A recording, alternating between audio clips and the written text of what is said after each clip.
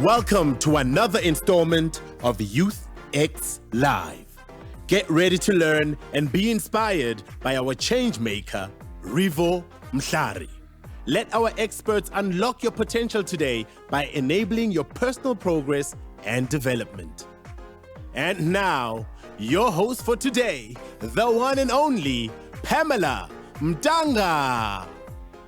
Hello and welcome to the sixth and final YouthX Live event, courtesy of Netbank, Unlock.me. My name is Pamela Mtanga and I am your host for the day. I cannot believe that we are hosting the final YouthX Live for the year. And if you're joining us for the first time, girl, where have you been? Anyway, if you did not get a chance, rather, to join us in the previous sessions, do not worry because we've got you. All you have to do is visit the Unlock.me YouTube page and you can binge watch all the YouthX Live events and more videos from our changemakers. Just to give you a recap, this is what we've done.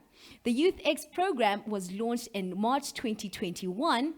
We then hosted the first YouthX Live on social good and sustainability with our changemaker, Candice Chirwa, followed by the Business and Finance YouthX Live with our changemaker, Theo Baloy.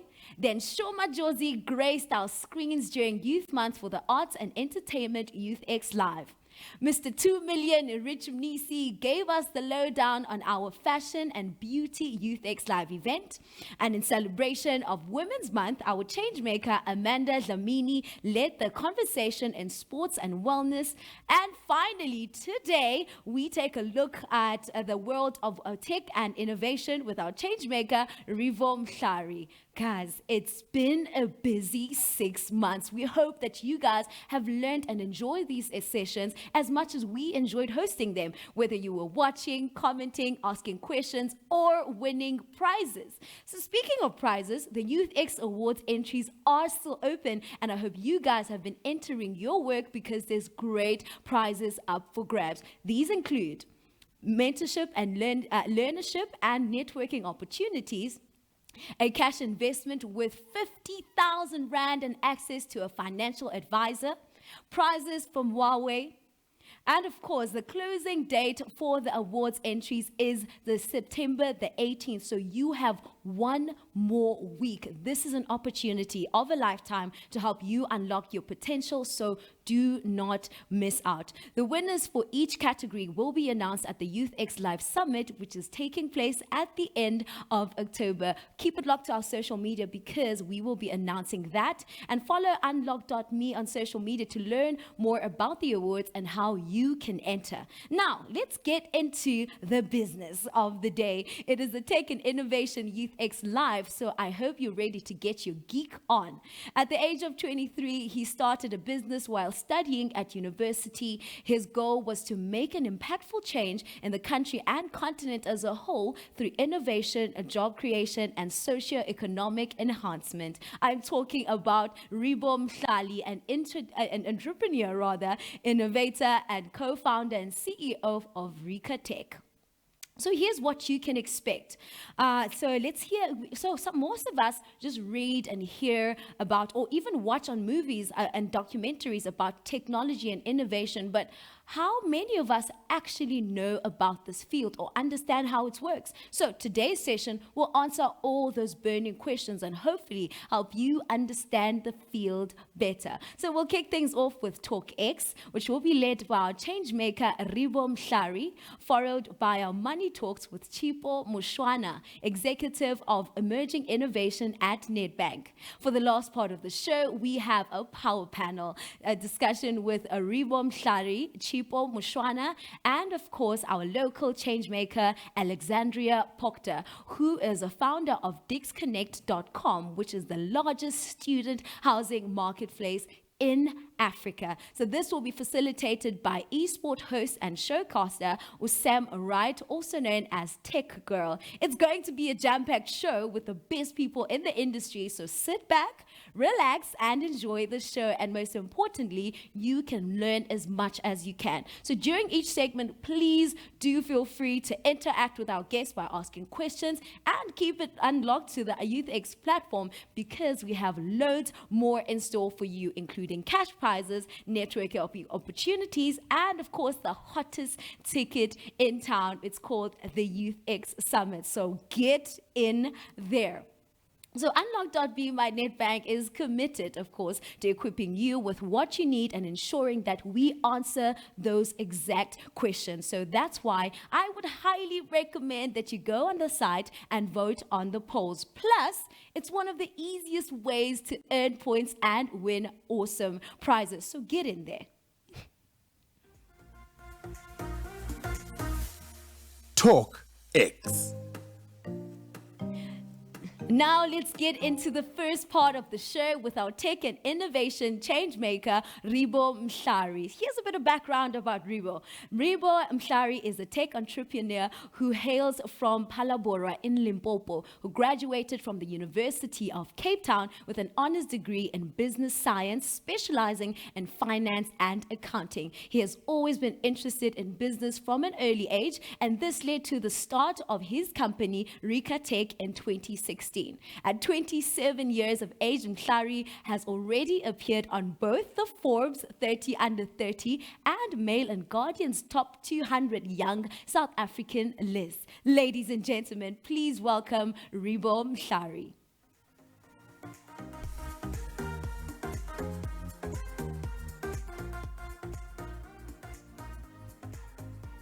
Hi, my name is Rivo Mhlari, and I'm the co-founder and CEO of Rika Tech. Welcome to my Tech and Innovation Masterclass. Well, as stated, my name is Rivo Mhlari, and I grew up in a small town called Phalaborwa. Phalaborwa is a mining town and also known for its tourism and the home of amarula. Yes, the only place in the world where amarula is manufactured. I'm so proud of coming from Phalaborwa, as well as love the town because it's full of community and great people. At the age of 13, I wanted to become a chartered accountant. I never changed my mind until I was 21 years old. I also went to boarding school at a school called St. John's. And that's when my journey really picked up. At the age of 16, when I was in grade 10, I had a night tuck shop, which sold sandwiches and snacks to the boarders. Through this, I was able to generate my first revenue and also buy myself my first BlackBerry. I then went to the University of Cape Town and studied a business science, finance, and accounting. But in my first year, I came up with this idea called Rika Tech today. And basically, at the time, I wanted to connect vehicles into smartphones. My journey really took off of Rika Tech when I met my mentor, Rod Hempel. Now, Rod Hempel introduced me to his network. And through his network, I got my first investment. Mentorship has been something that has been fundamental in my life. And I can safely say that my business journey was guided by mentors, as well as access to those mentors' networks, which really propelled me. Now you might ask, what is this Rika Tech? Rika Tech is an information management systems, which basically uses big data and machine learning to assist our clients with asset risk mitigation.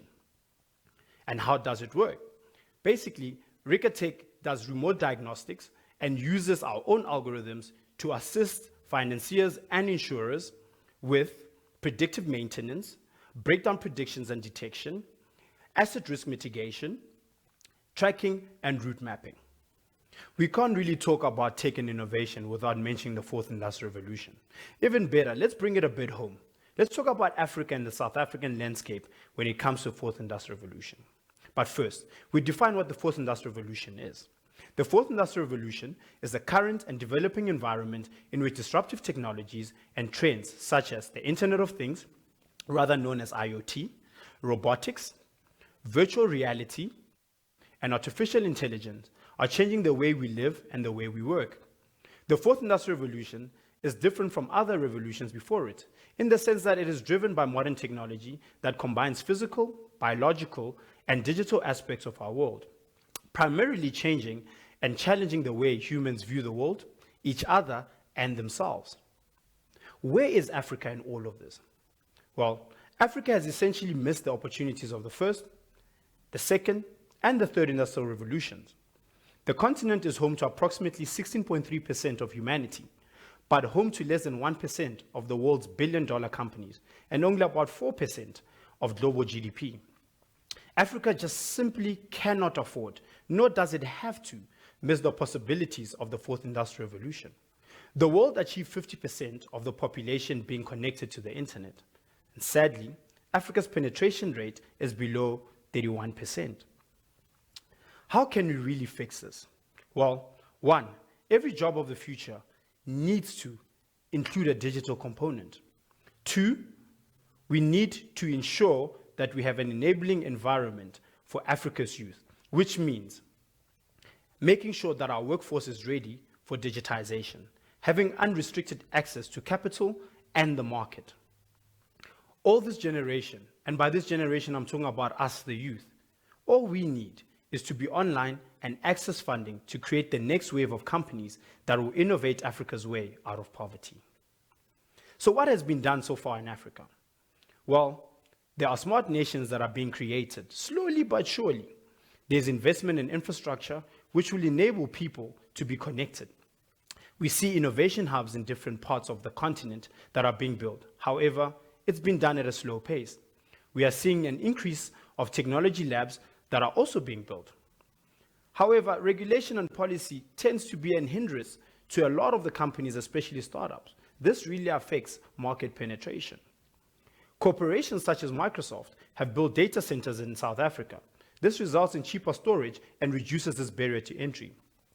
Now, you're seeing an increased trend of business decisions that are informed by mass data. Another example is forward-looking institutions like Netbank that have divisions such as emerging innovation and payments, which are used to foster growth and accommodate change.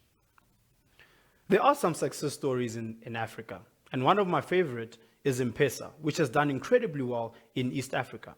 M-Pesa connects humans to machine and data by allowing people to send and receive money, make payments using their mobile phones instead of visiting a branch or using cash. Since its inception, M-Pesa has helped reduce poverty and transaction costs in Kenya, especially for female-headed households. This kind of innovation is called inclusive innovation, an innovation which greater society can participate in and also receive the benefits. With the kind of data that M-Pesa gets from its users, spending patterns can be studied to help people manage their money better. Also to study and reduce fraud, as well as assist SMMEs with their funding needs. There's been a significant resistance to tech and innovation in Africa. And unfortunately, our lives do not get better by chance. It gets better by change. Africans need to stop resisting change, and this change can essentially make everyone's lives better. Accept tech and innovation so that it can improve our economy and improve our continent. I'm often asked, is it possible to drive industrialization of rural or previously disadvantaged communities through digitalization? And the answer that I would like to give is yes, it is possible.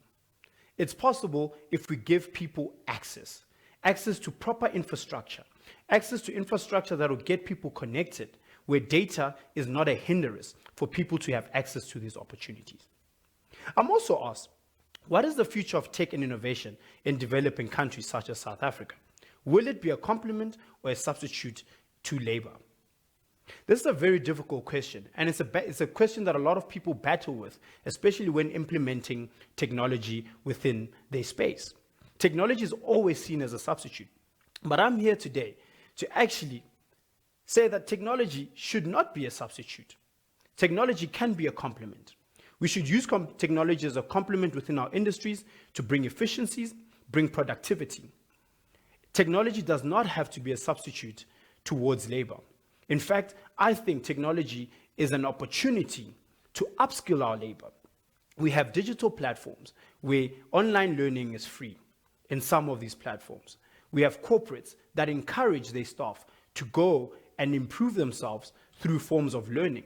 And these kind of skills development can actually enhance people to use technology, especially unskilled labor, to skill themselves and actually use this technology to be a complement to achieve the means to the goal. Some people also want to know, is tech in South Africa going in the right direction, especially compared to other African countries?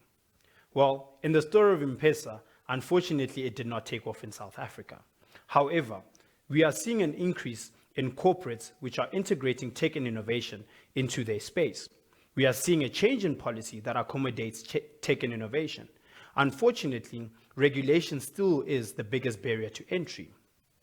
I'm also often asked that tech and innovation are constantly disrupting business sectors, especially most recently in the African context. How can African businesses ensure that they are ahead of the curve and almost disrupting themselves?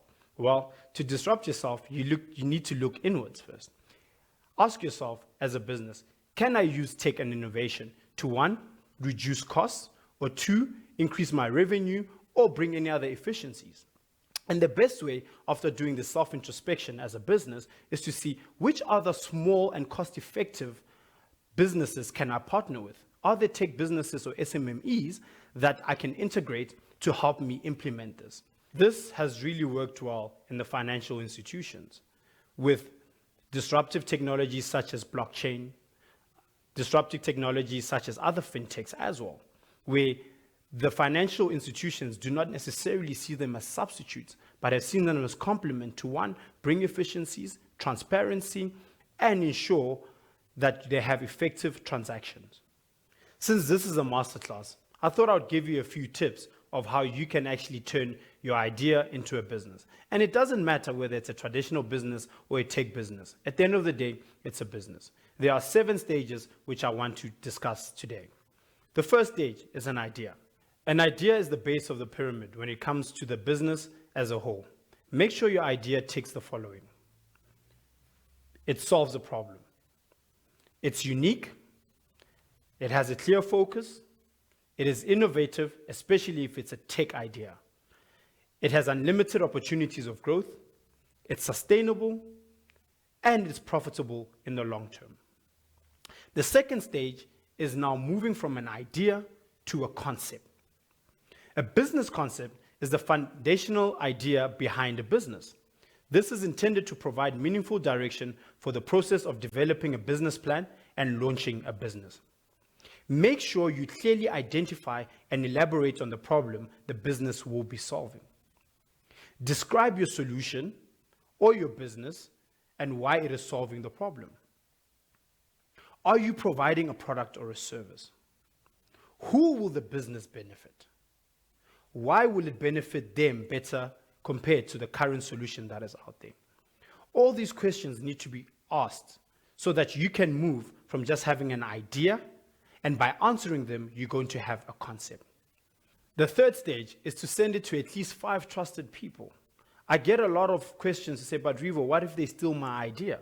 Well, that's a risk that we all have to take. But there are ways for you to protect yourself. 1, the 5 people have to be trusted.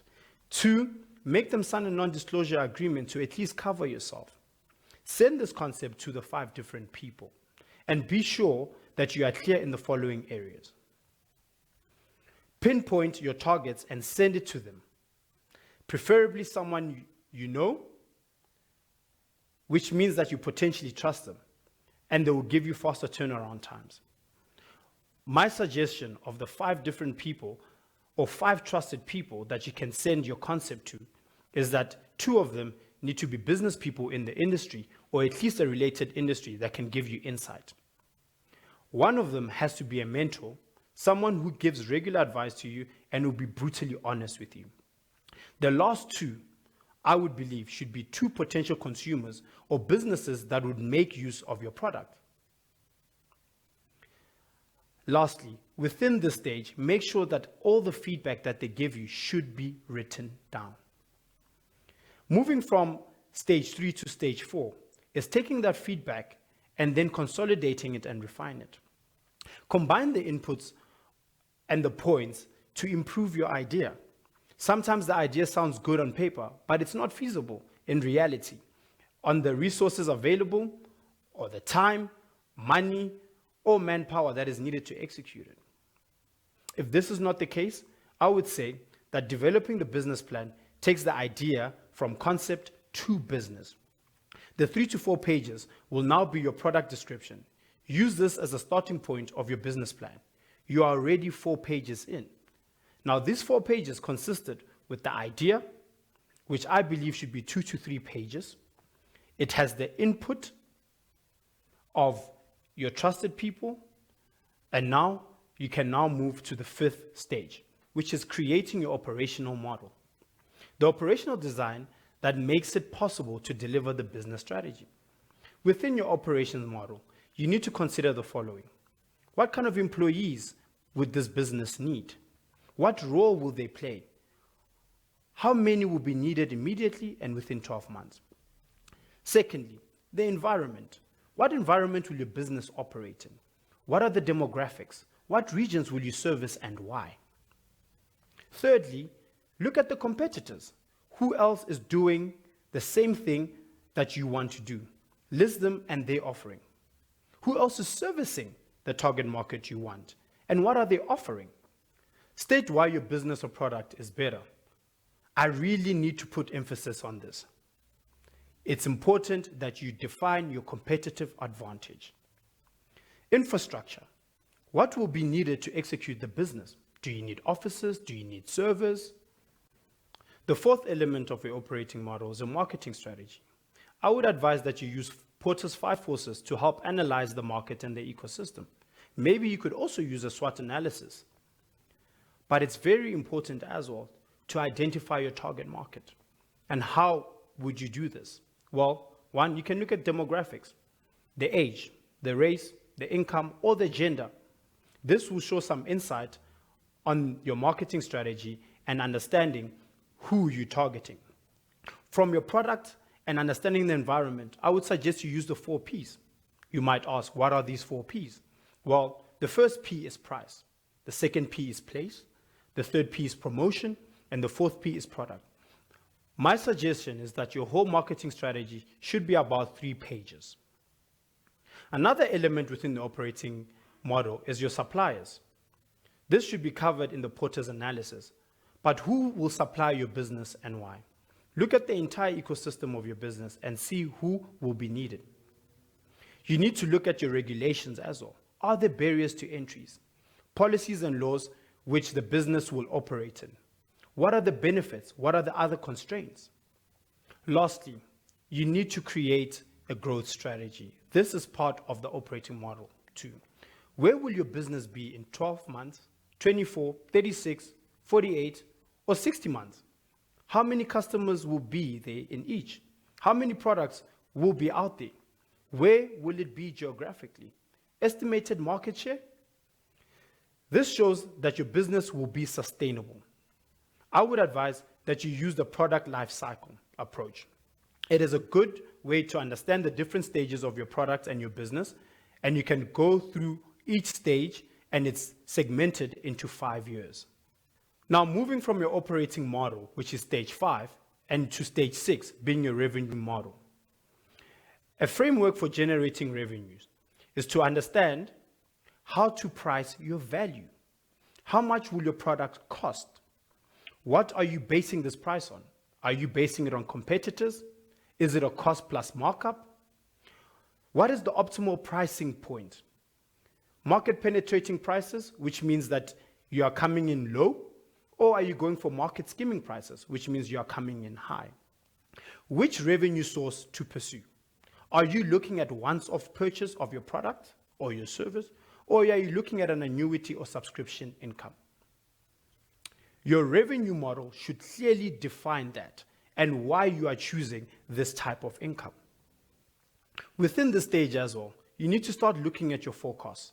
My favorite statement actually is the cash flow statement. It is quite crucial. Why? Because cash is king. Have reasonable assumptions of growth from year 1 to year 5. Make sure that you have appropriate assumptions. Start with inflation, for example, and adjust your growth assumptions for the cash generated from there. For costs, keep a constant assumption of inflation as well, or maybe inflation plus 0.5, as long as you can justify why you use that assumption. My second favorite one is the income statement. It's also important because it shows a clear distinction between your types of costs, your variable costs and your fixed costs as well. I would also suggest that you forecast this over a 5-year period. Your statement of financial position, also known as your balance sheet, is also important. But because you are starting your business plan, make sure that it's a basic one. But ensure that your asset growth is consistent with your growth strategy in your operating model.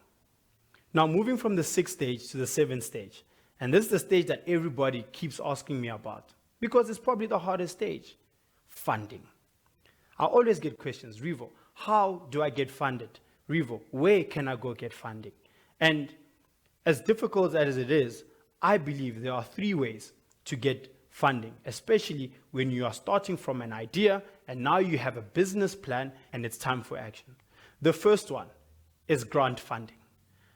Grant funding is free money, money that can be given by private institutions because you're in the same industry as them, or by government institutions. I personally got my first funding, which was a grant of 25,000 Rand from one of the government institutions in the Western Cape. The second form of funding is equity.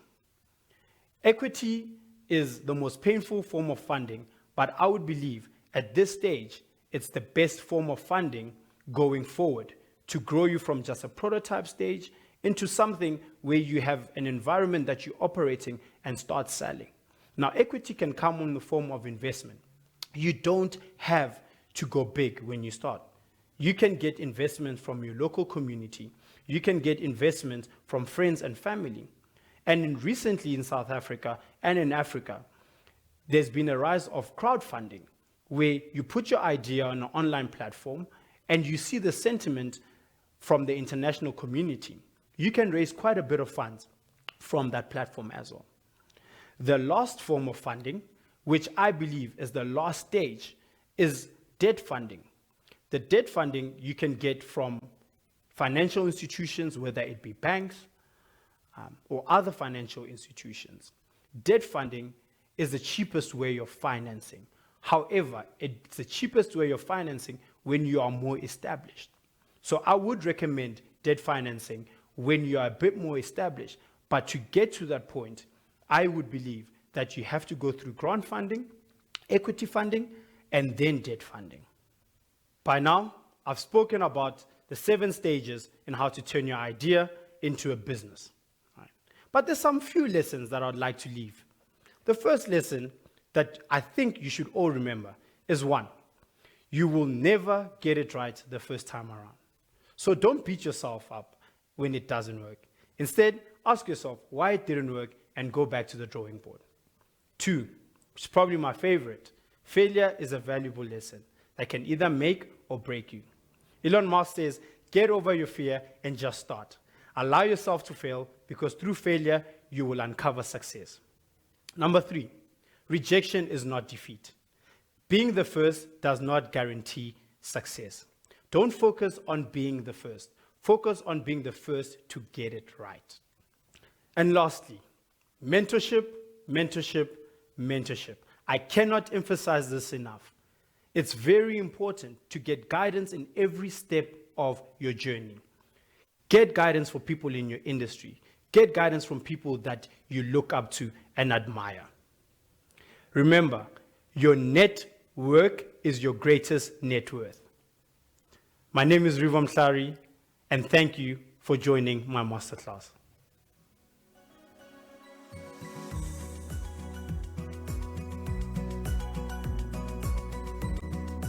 That is inarguably one of my favorite TalkX of the entire YouthX live events rather.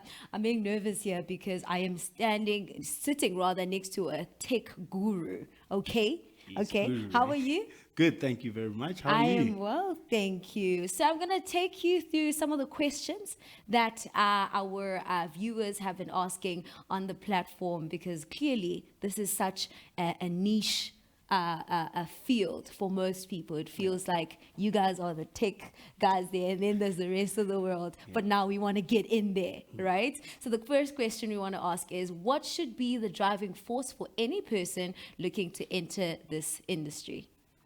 I think the driving force should definitely be passion. Right? Amazing. This industry, because it's such a new industry, especially in the African and South African landscape, it's not really well defined. Yes. And anyone who comes in right now has got the greatest opportunity to actually define it. Yeah. And for you to define something that's not there, there's no legitimate policies that are out there to put you within a certain benchmark for this. So I think passion is very important. Resilience is also something that's quite important, because you're going to get rejected a lot.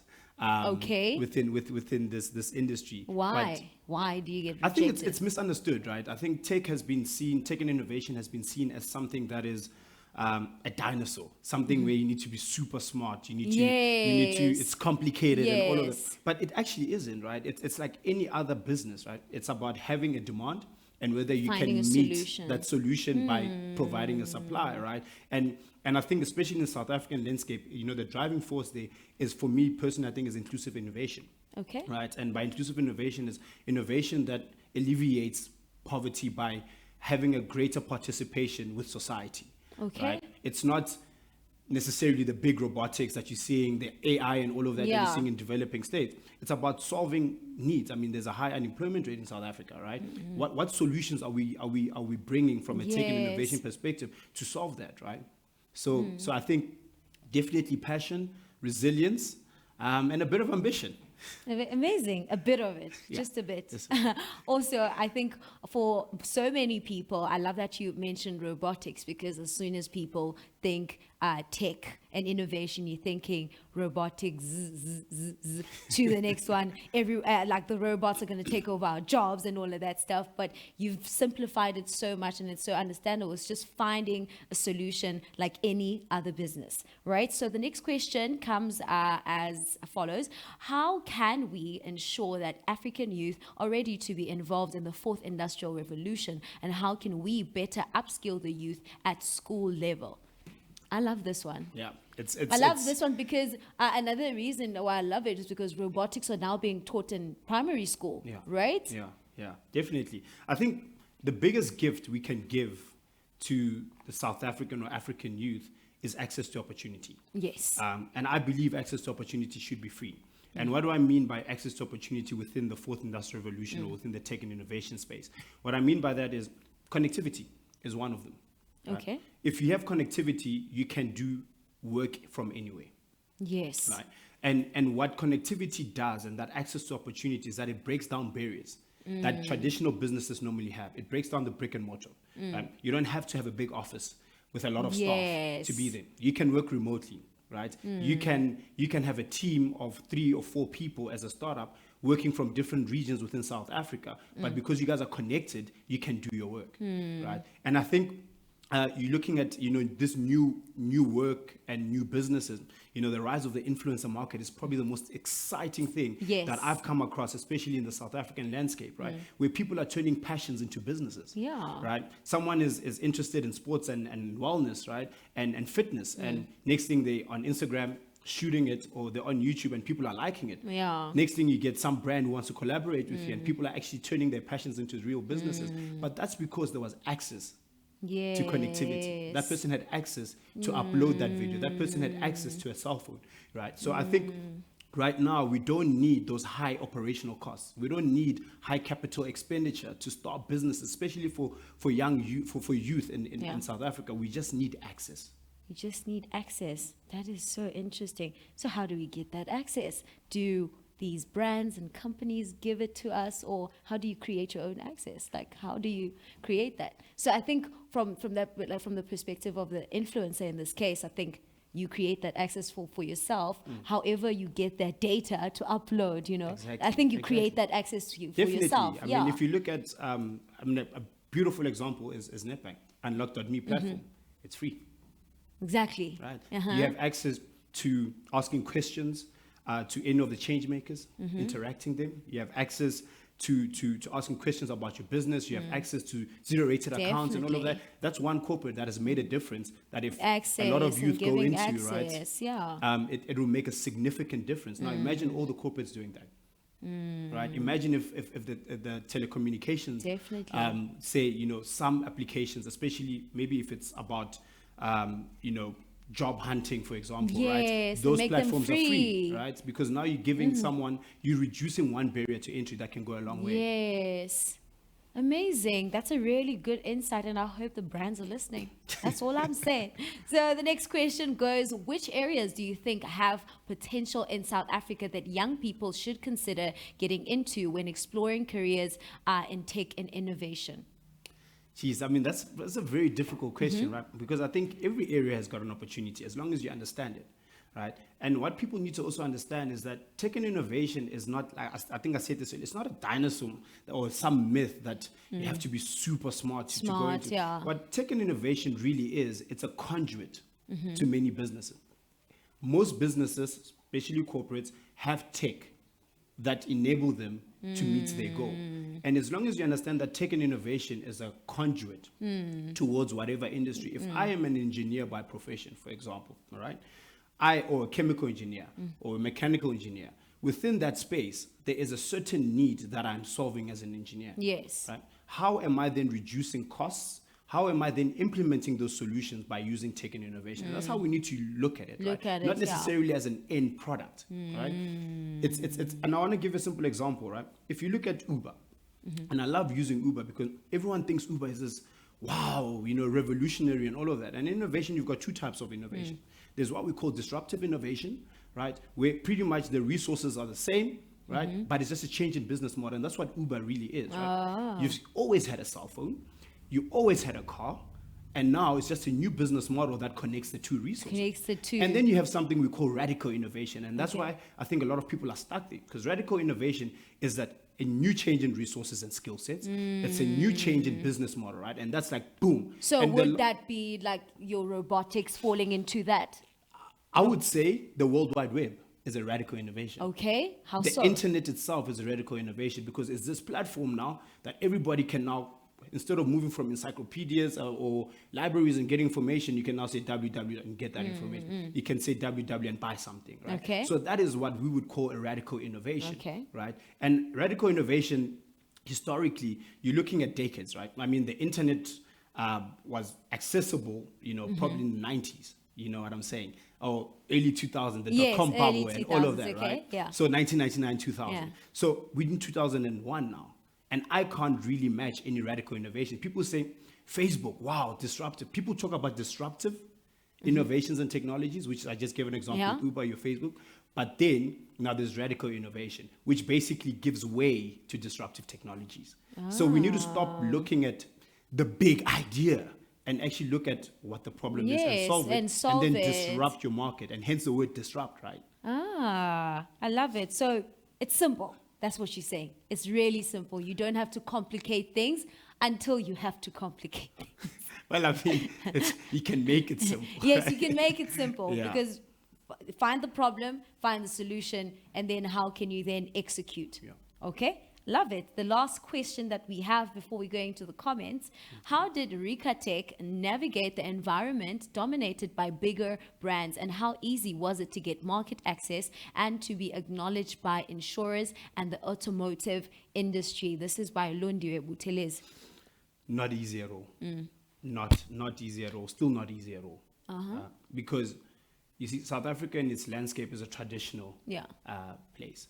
So anything that brings a change, anything that does not fit a certain benchmark is it's trial and tested to its extremes, to the point where even the trials and the tests they don't make sense anymore. Yeah. Right? So it's not easy. It hasn't been easy. Yeah. Even today, it's still not easy, right? Because, this kind of technologies, you are asking businesses to pretty much change the way they look.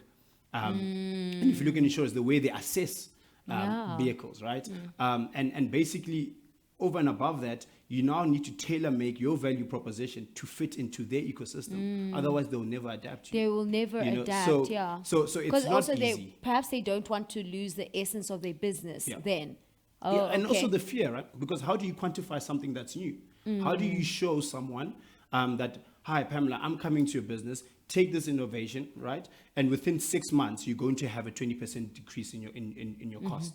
or an increase in your bottom line, right? You really can't. So Yeah. what happens is that you go through so many trials, so many POCs, and the onus is on you, right, to prove to them that yes, it's a great technology, but great technologies come and go, right? But what does it Yes. mean? And to answer Lundiwe's question, is for you to make it easy, you need to tell them what the bottom line is. Yeah. Everybody can come with a great idea. But if I am making a business decision as a CFO or as a CEO of a business, the question at the end is one, what does this mean for me? Yeah. You can implement it. It's great. My clients love it. Did I increase my revenue line? Yeah. Did I reduce my cost? What does it mean for What my does it stakeholders and my mean? shareholders? And that's why I keep saying a tech business is like a normal business because Yeah. the end goal is the same. The results and the measures are the same. Definitely.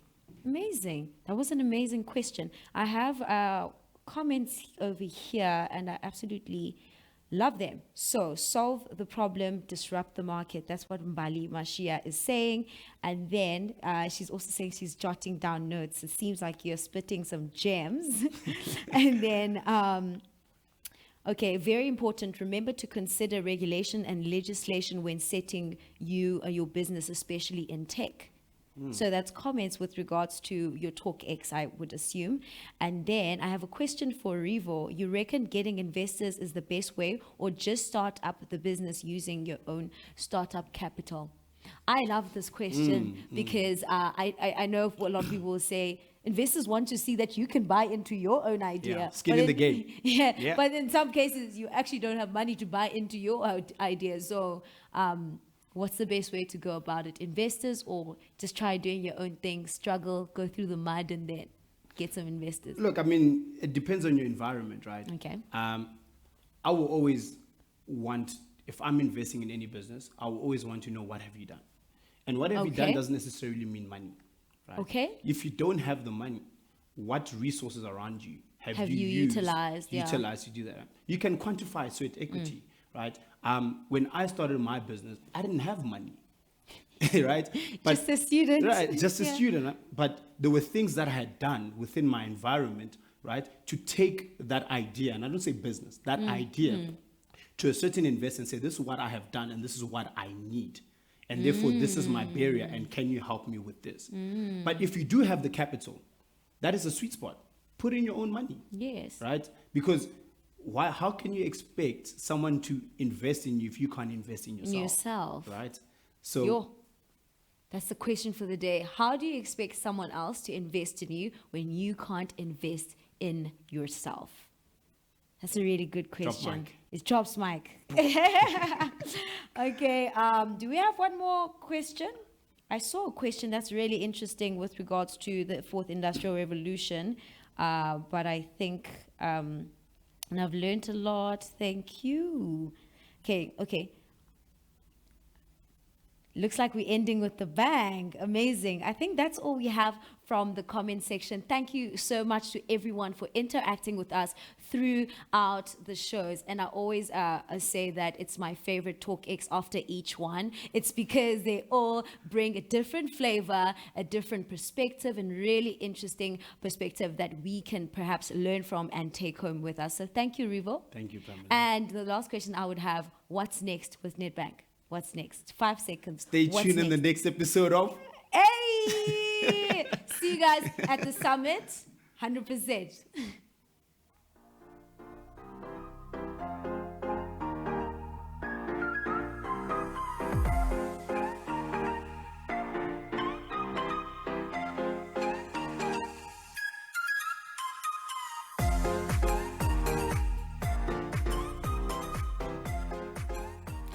It is time for you to unlock your potential. Open a Netbank Unlocked.me account today with these simple and easy steps.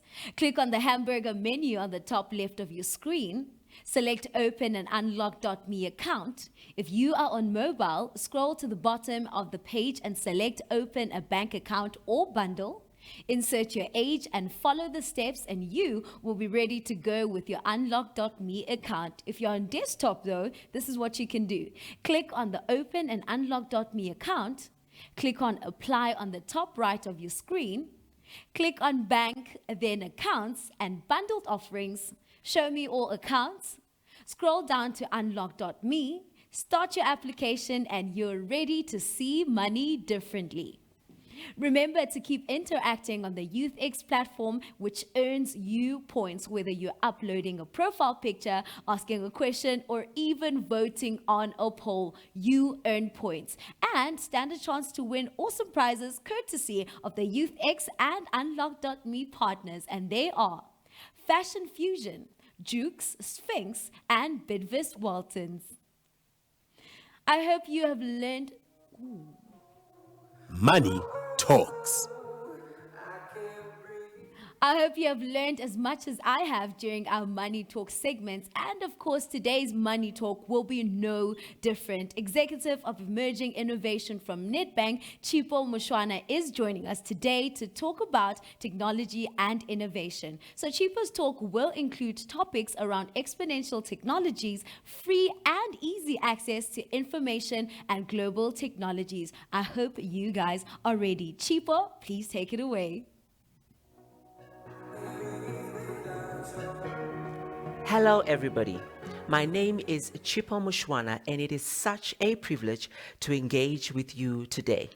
I am looking forward to the next 15 minutes as we chat all things technology and innovation. As young people, we were constantly told that we are the leaders of tomorrow. And let me tell you that this is not so true for our generation, and I think for future generations. Why is this? Thanks to exponential technologies, free and easy access to information, and global technologies, the youth are becoming the leaders of today.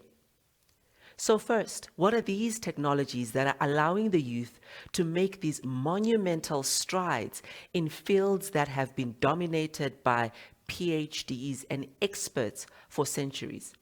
Let's take a classic example of 3D printing.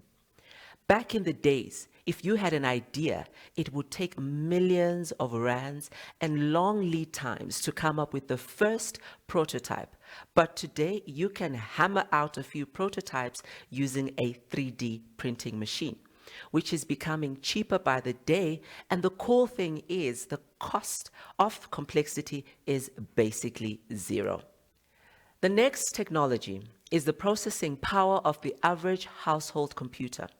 A basic household computer today has more processing power than the largest supercomputers 20 years ago.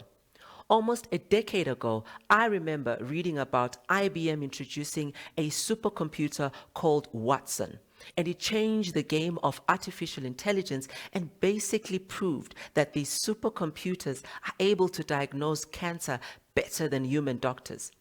And we all asked ourselves the question, what job will Watson take on next? And today, we carry this capability in our pockets in the form of handsets, cell phones, mobile phones, whatever you choose to call it. So guess what? Your phones today can do more than social media posts. In the future, the phone is likely to have the processing power of all the brains of humanity combined. Again, imagine this, 7 billion minds connected and combined. Well, at least I know it will make your homework easier. No jokes. That is what the theory of exponential technology teaches all of us. And that is why all the things that we are experiencing now, today, are not a complete shock, but have been rooted in science for decades. And that is why we document trends, because they are an indication of the near future. So if you have some spare time, trust me, read about Moore's Law and DM me when you get the aha moment.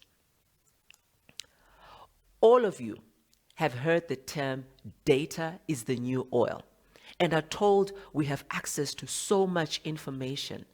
But what does this truly mean for young people? And how can this help you? Today, our relatives in remote areas and even a member of the Maasai tribe in Kenya all have access to more information at their fingertips than Bill Clinton had as president. I'm sure he would want to rerun. That handset device you have in your pocket has more processing power than it took to put the first man on the moon. We can fit libraries of books in the palm of our hands. Top journals that were once inaccessible unless you enrolled at a top university are accessible for free online today. It is this access to information that has helped the youth. I'll give you some examples. Right here in Cape Town, maths meets hip hop. One of the biggest flaws in our education system globally is the assumption that all children learn in the same way. A single age-old learning method of sitting behind a desk and absorbing facts and numbers is still used across the world. I hated it. While this technique works for some learners, it does a disservice to others who are left feeling academically inadequate, as we call it. So this maths teacher in Cape Town is turning the traditional teaching method on its head. He is using rap music to help learners remember their multiplication tables. Let's go to Kenya. In some parts of Africa, the traditional nomadic pastoralism is still alive. So basically, people move from one location to another in search of grazing lands for their livestock. Can you imagine, for children who grow up in such families, the on-the-go lifestyle proves to be a barrier to their education as they struggle to attend school regularly. Fortunately, for some nomadic school children in Kenya, access to education has become easier as they can now move around with their school. So in 2010, the Kenyan government joined forces with UNICEF to launch mobile schools which brought education to learners whose families had to relocate frequently in order to survive. As part of the initiative, teachers now live and they travel with the nomadic groups, setting up tents and temporary schools. More so, the mobile schools normally plan their calendar around the rainfall patterns. So most of the learning actually takes place during the rainy season when children do not have a lot of household chores. I've highlighted these two examples because I need to stress the point. Innovation is not always about rocket ships landing on space, about the humanoid robots, but it's really about solving a problem. We digitize for human beings, for humanity, to improve our conditions because we have real socio-economic needs on the African continent and right here in South Africa. We all have a responsibility to create, deliver, and gain value to unashamedly balance the need for profit on the one hand and contributing towards the socio-economic development goals of this country. This is what first world countries have done. Amongst other things, they chose to focus on the data, on the facts, and through that, they created solutions and systems that help them accelerate their socioeconomic development, and we need to do the same as South Africans, but most importantly, as Africans. So let me share a personal story. From the time that I was young, say about 10 or so, I'd always wanted to make things better. And I'm so happy I followed innovation, and today I'm able to make that reality and balance profit and developing solutions that are meaningful to us as a country. South Africa has been ranked one of the most difficult countries to do business in, and that is because of a myriad of reasons, from registering a business to tax obligations to our labor laws. But one that I choose to tackle in my line of work is accepting digital payments. There is nothing more painful than offering a service or selling something and you have to chase somebody for payment. I've been there, done that. You need to be paid in advance or literally upon delivery, and that is non-negotiable. But the reality that faces a lot of micro, small, side hustle business is the cost of point-of-sale machines that range north of 1,995, 1.4 and up. But as Netbank, we have decided to break the mold and truly partner and support businesses by launching a first in Africa innovation called Tap on Phone. This allows me and you to convert our NFC Android-enabled handsets into point-of-sale machines. It's a real game changer, right? Because you don't need money to buy that machine up front. You don't need to pay the monthly rental fees. It's just a service fee, and you only pay for that transaction fee. And believe me, it's very safe. We have also brought payments to a channel that we all use today called WhatsApp.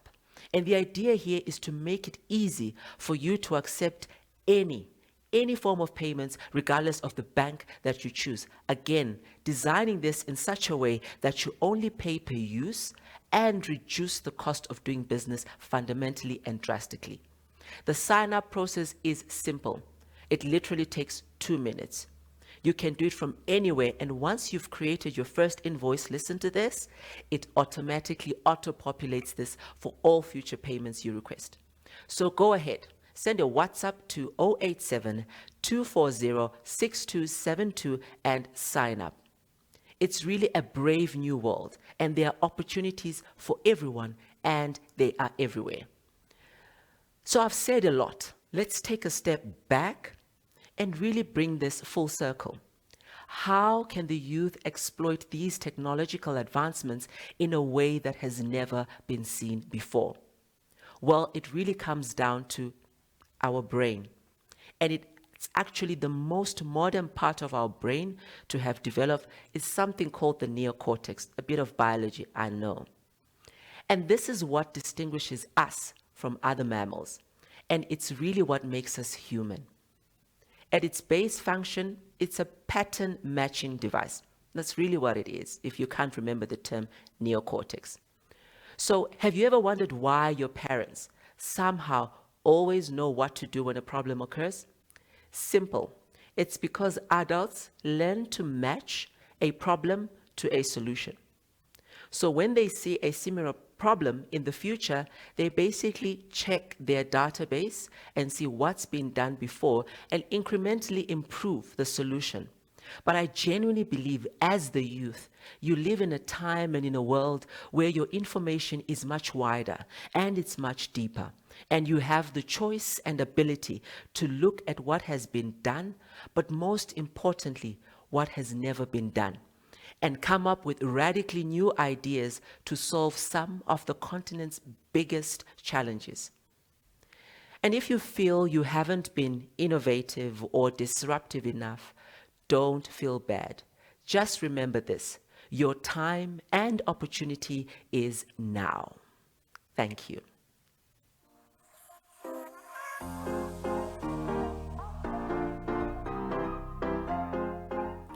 Africa, your time is now. What an inspiring way to end this segment. And thank you to Chipo for showing us as the youth that we can contribute towards the socioeconomic growth in our country and be innovative as well. How are you feeling today? I'm feeling great. How are you? I am great, thank you. So all I can say is that after that, Nedbank, thank you. I have learned a lot in these past couple of months myself. A lot of people have been asking me lately, so are you just hosting or you're actually learning? And I'm just like, contrary to popular belief, I'm actually learning a lot. And I've made a couple of changes in my finances as well. That's it's such great. a beautiful platform. And I hope you guys have also made changes. So when we started the YouthX live sessions, the topic of finance sounded so complicated and mainly because of the jargon, but now I have a much better grasp and definitely learned quite a few things about money and how I can see money differently. So Nedbank, you have made people see money differently, including myself. So I'm going to ask you a couple of questions that came in with regards to that money talk. The first question goes, what are some of the gaps that Nedbank is looking to fill with regards to tech and innovation among the youth in South Africa? Thank you. That's a great question. So as we know that there's a lot of activity within this tech and innovation space, and there's a couple of things that we can do as Nedbank.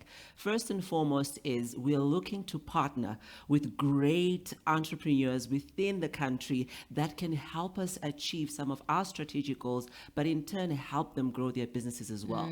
The other thing that we're quite cognizant of from a Nedbank perspective is that the entrepreneurial market in South Africa is really, there's so much opportunity to develop it, and we want to play a role because we are money experts who do good. Yeah. So whether we come with resources that help you understand your business further, grow it, access to funding, we are there, and we want to make it easy and attainable for everybody in tech, innovation, and most importantly, trying to run a business. Amazing. I think the next question for me then would be, so, you know, when you're pitching for your business, right? And I Yeah. think a lot of people fear this. When you're pitching for your business, especially for an investor or financial backing, you're afraid that people might steal your idea. So how do you combat that? And obviously Nedbank is a safe space, but how do you kind of make people trust you in that sense with your idea? So it's a very interesting question because I've seen it play out differently in different settings and environments. Obviously, you have to gauge the environment that you're in. Yes. And that's why we've got things like NDAs within organizations to Yes. try and protect IP, etc.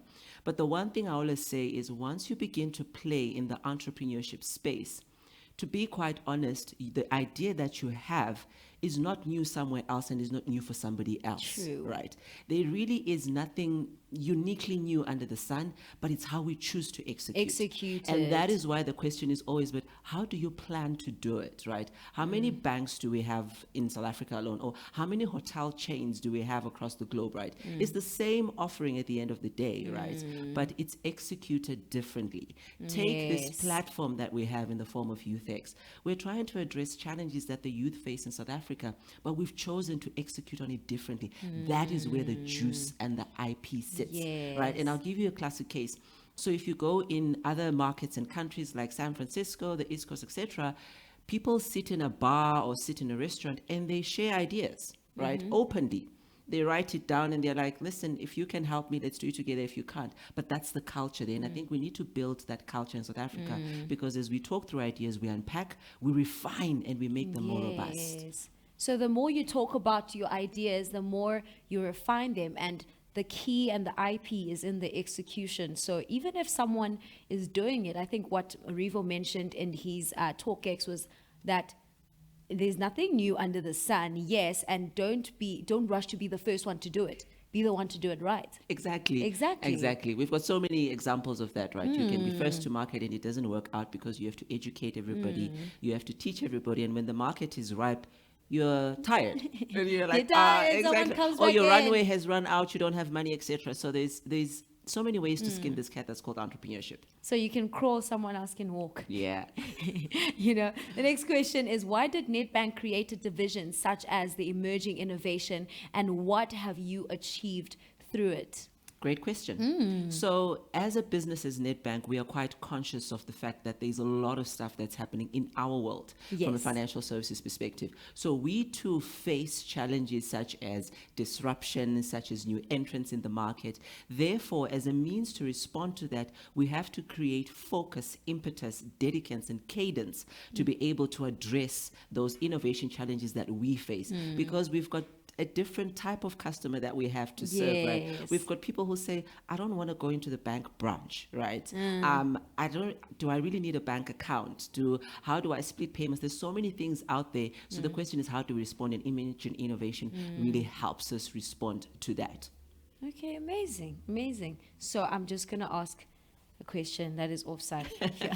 So are we going to go into the bank in the future and they're robots? I don't think so. Really? So I mean, Because I really love a personal touch of.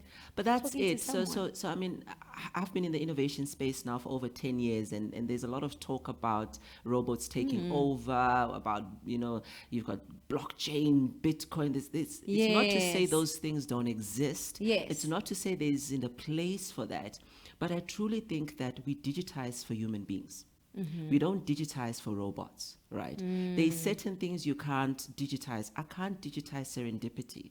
I can't digitize laughter. I can't digitize love. Ha ha ha ha. Exactly. That's how it's gonna sound on a robot. Exactly. And that's what makes us humans. And even in this innovation and digitization journey, we must remember that we digitize for human beings. Therefore, you will Yes. never take away that human element. Yes. We can digitize processes, but it's good to have someone on the other side. Amazing, amazing. I feel comfortable. So what the next question is, what channels can someone go to within Nedbank to source support or funding for their tech business? I was waiting for Yes, that question. about I to was ask, waiting for like, that question. so when that question comes up, I know they're sold. I know they're sold. Like, okay, cool. Where do I sign up? Where do I go now? All right, cool. So effectively, we are running this YouthX sort of program. This is the 6th of them, and we've had sort of different topics towards it. But within the platform of Unlocked Me, there's an opportunity for everybody to submit their business ideas, Yes. proposals, etc. And through that, there's access to funding, but there's access to so much more in terms of resources to grow your business. So whether it's information, whether it's contacts, whether it's people like you. So if we want to address the funding question, it's right here on Yes. Unlocked Me. So submit your business idea, enter the competition, and you could stand a chance to win 230,000 worth of prize per individual. So it's going to be 6 of those. That's significant, What? guys. Exactly. That's huge. That is massive. It's Yeah. not your share of 230,000 per person. No, as a It's whole. like- It's like one person each gets a chance to Exactly. win. Oh my goodness. Exactly. If that is not convincing you guys to enter, I don't know what will. So the last question is, you closed off with the saying, Africa, your time is now. And as Nedbank, what more would you like to see from the African youth from a tech perspective? I really want to see us solve real issues on the African continent. And there's so much stuff that we need to do. And normally, if you look at the innovation journey and maturity curve within Africa, we tend to leapfrog a lot of these Okay. things. So a classic example in banking, believe it or not, in the US, for example, they still use checks. We phased out checkbooks. When was the last time you saw a checkbook? Yeah. Exactly. I think in my first year, that's the last one. I saw one check and Exactly. they were like, we no longer exchange. I'm like, I got this check, so it needs to be exchanged. So definitely. So exactly. So we tend to leapfrog a lot of things on the African continent. So I really would like to see the youth focus on building businesses around solving a real need. Because if you solve a real need, you solve for the biggest question: how do I get people to spend on my product or service? If you give me something I want, I'm going to spend on it. I'm Yes, going to remove money definitely. from my pocket and I'm going to buy. buy You into need to it. do that. That's how we build scalable and sustainable businesses that are able to grow the economy. You grow the economy, you grow your business. There's more disposable income. It's a cycle. We need to think like that as the African youth. Amazing. I totally love that. I want to ask you more questions and read some of the comments. This is such an amazing platform. Thank you for this. Amazing. I love that. Mbali, I promise you, if you keep on like this, you might be on the leaderboard leading everybody. You know? Somebody has said, hi, thanks. Lovely. Mbali, they say, hi girl, was good. And then I want to create an app that will be of good use to everyone. Need someone who's an app developer. I see Sindile looking for a person within the Netbank Exactly. platform. And that's why you've created this platform, for you to connect with like-minded individuals who have the same vision as you, who have the same goals as you, and you will definitely find someone who will be able to help you with that app development. Maybe not today, but someday someone is going to say, I saw you comment on that Nedbank platform. Let's work together. And, you know, collaboration. There's power in collaboration. Exactly. Amazing. Thank you so much for joining us today. You have ended this with a bang, because this is our last and final and sixth and final episode, or the segment rather. So I really appreciate you joining us today. Thank you so much. I really enjoyed it. Thank you. Amazing, amazing. Have a good day further. Cool. Yay.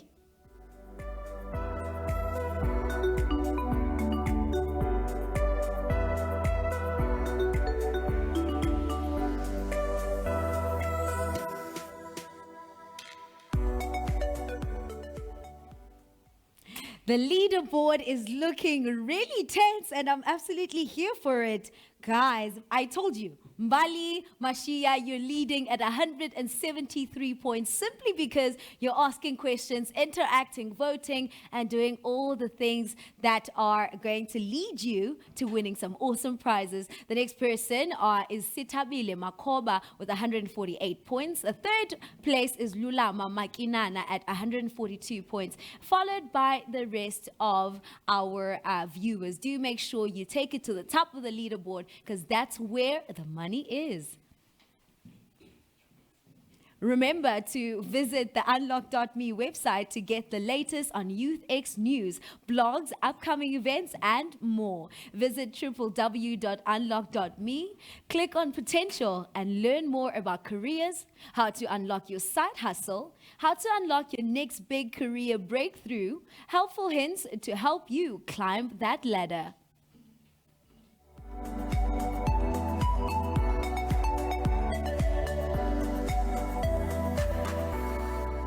Power Panel. A bank that is committed to creating a platform for the youth to have constructive conversations about money and opportunities that lead to sustainable growth during these unprecedented times is definitely the content that I signed up for. Ladies and gentlemen, we have come to the final part of the show. Please help me welcome our Power Panel. Our changemaker for tech and innovation, Rivo Mhlari. Executive of Emerging Innovation at Nedbank, Chipo Mushwana. Our local changemaker, Alexandria Procter. And finally, our panel facilitator, Sam Wright. I am so excited to be sitting here with the three of you because this is my favorite topic. We get to talk about innovation, technology, and I get to pick your brains. So I have so many questions lined up, and I think I want to start with Alex.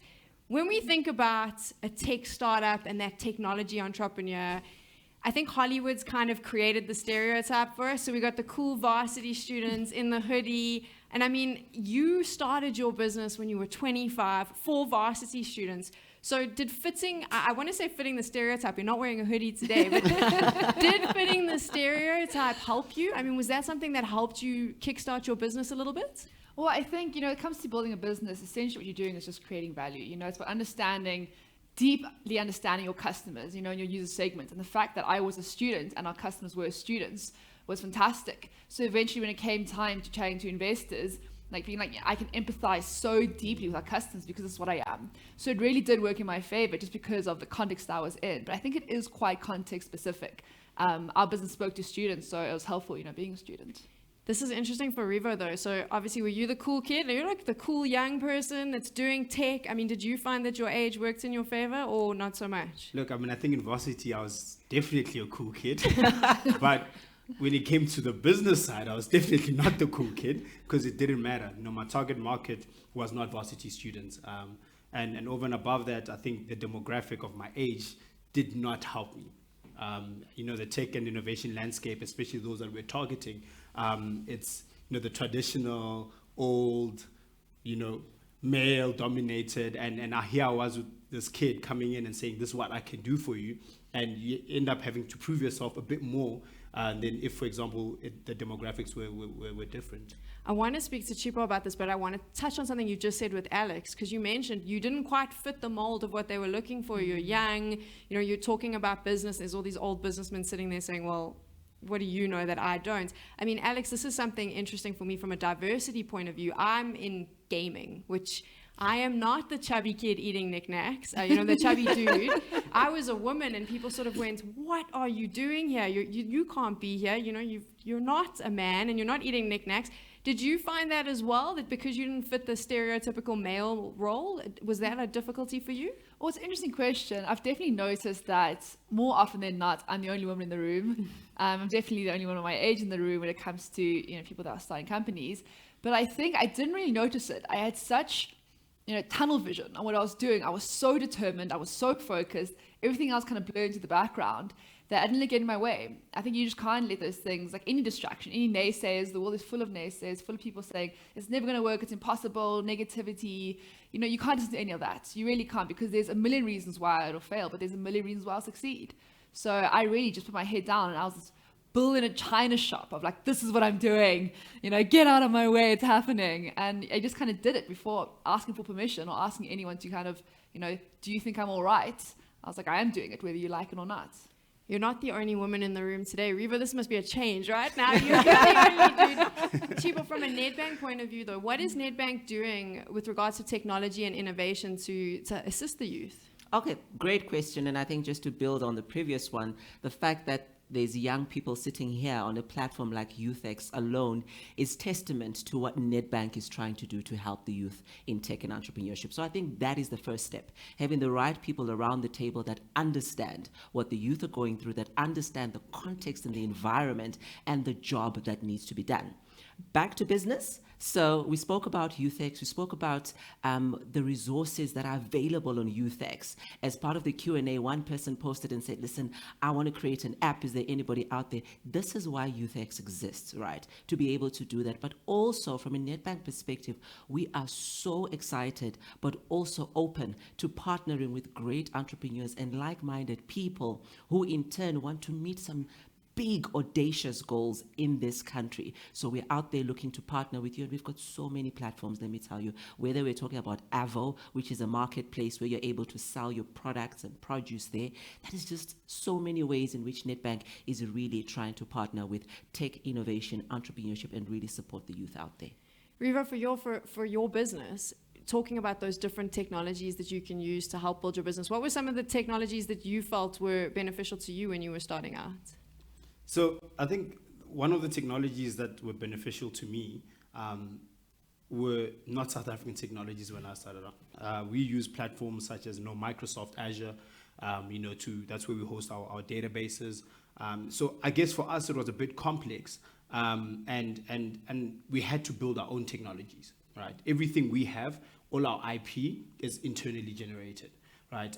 Yes, we do get support from other product development where we fall short of skill.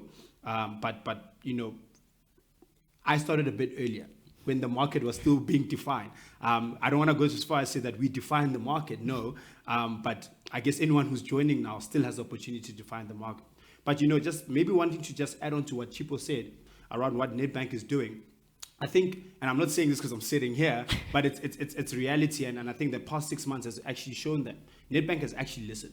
And I think it's one thing that they've done really well as a corporate. I mean, if you look at YouthX, you've got 6 segments, right? You've got sports and wellness, you've got entertainment, you've got fashion and beauty, you've got social sustainability, you've got business and finance, and you've got the segment now being, tech and innovation. Yeah. And those are segments that the youth are going into. Those are not traditional industries. The youth, there's high unemployment rate, right? Corporate South Africa, the state cannot bring everybody in. They can't reduce that. So what the youth have done, and I think it's purely because of frustration, is that they've turned their passions into businesses, right? And turning that passion into business, Nedbank has then looked and said, okay, what are these passions? How can we then segment them? And then, okay, let's go out there and create something for that, right? Maybe you can name another corporate that is saying, okay, we're going to do something for fashion and beauty, for the influencer market. Yes, it's still new. Yes, it's still a long journey. But then here's a corporate that said, let's do something. We've listened. And that's why we're sitting here today. And I think that's very, very progressive. I think it's incredible, though, as an influencer in the gaming space, because even my mom didn't consider my job a job for a long time. So it's exciting when a corporate goes, actually, this is a business.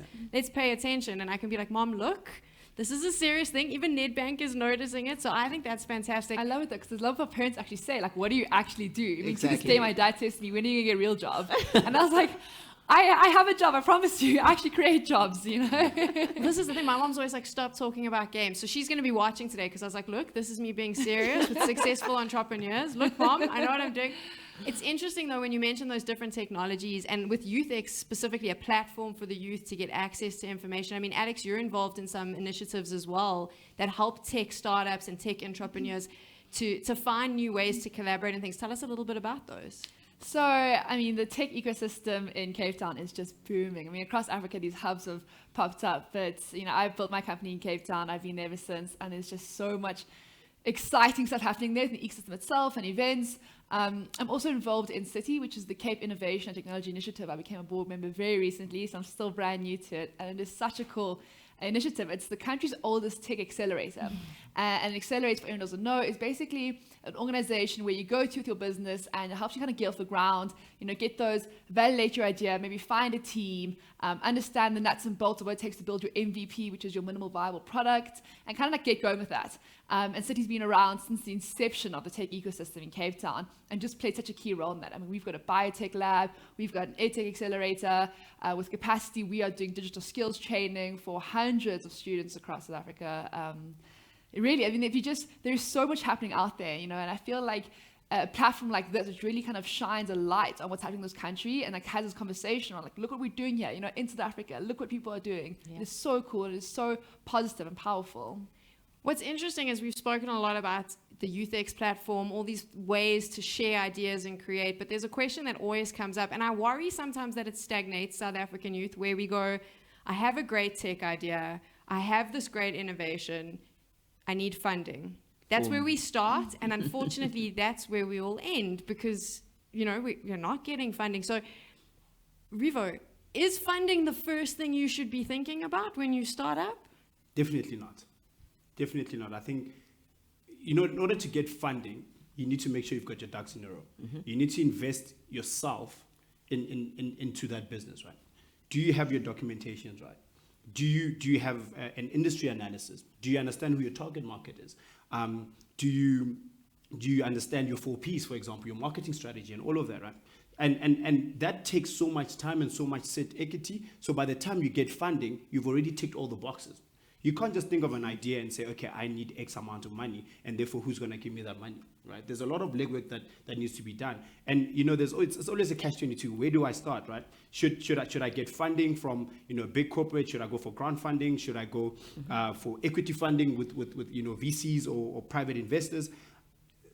Or maybe you should start with what you have, create a few products, and let your revenue fund you. Mm-hmm. Right. I always say revenue is the best investor. Yes. Yeah, no, definitely, right. And funding is always a big question, right? It's the biggest question. Everybody asks about funding. So the point that is someone phoning for funding right now. Probably, right.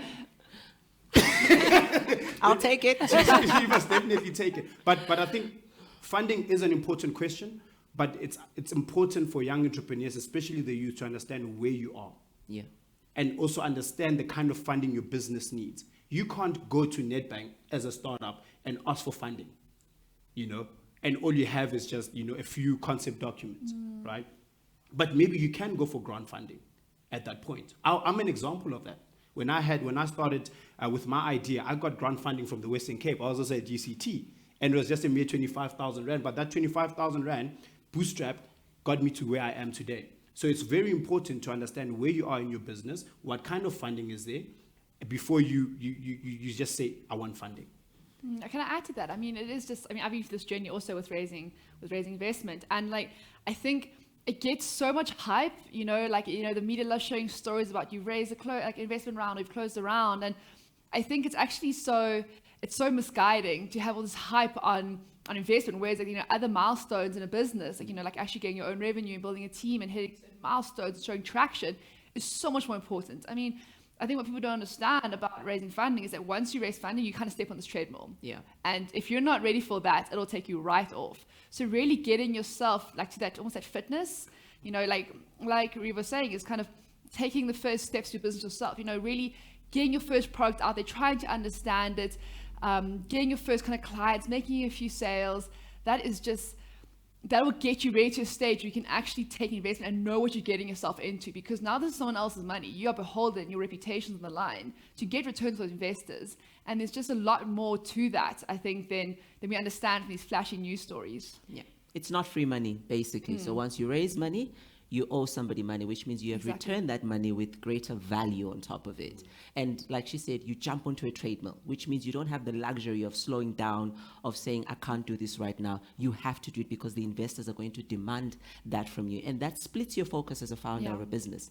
It splits your focus because now you have board meetings, you have financial packs, you have reporting to do, you've got tax and all these other things that come with raising funding. And that's why it's important to understand, what type of funding do I want? Like Rivo said, there's grant funding, that's free money. It's okay. It might come from a development agency or government. But once you start raising money from established financial institutions, whether it's private equity, etc., or VCs, it's a different ballgame, and the rules are completely different. And you have to be quite cognizant of that as well. Absolutely. And also, if you raise before you've kind of got your product market fit, I mean, you're expanding and scaling an idea which isn't revenue generating, you're going to crash eventually. Yeah. You want to scale something that's generating revenue, not just scaling, your vanity metrics. Like, views on your website, fantastic. But if it doesn't translate to sales, then, it's... I really wish I listened to this power panel before I right? Because it's very informative, and we're able to speak like this because it's from the lessons we've learned. Yeah, the hard lessons. The hard lessons, right? Where now you split focus, and I think it's so important. Your split focus, especially at an early stage, is not necessarily now trying to get the product out there, trying to refine it and make sure it's proper for the market. It's now, I'm accountable for this money. Yeah. And at the end of the day, there's only 24 hours in a day. Cool. And you're also one person, especially as a startup, right? And I really urge the youth to actually to take, especially what Alex and Chipo just said, right? It's so important to it's kind of like, don't bite more than you can chew. This is, that's the moment you started speaking, I got terrified. Chipo, when you started talking about tax and documents and board meetings, I was like, this sounds like my worst nightmare come true. And I think for a lot of people watching, that is, because it is scary. You have a great idea. You have your skill set to create this. Maybe you've got a technology or you've coded an app. And then there's all this talk of, business plans and whatever. What do? Do you just go on Google and go, what is a business plan? I mean, Chipo, you've obviously seen a lot of young tech startups. You've chatted to them. What is it that you would suggest for them? What is that golden nugget? Do they Google the business plan, get all their taxes in a row? I mean, what is the starting point? So there's a lot of guidance and information out there effectively. And Google, do your research.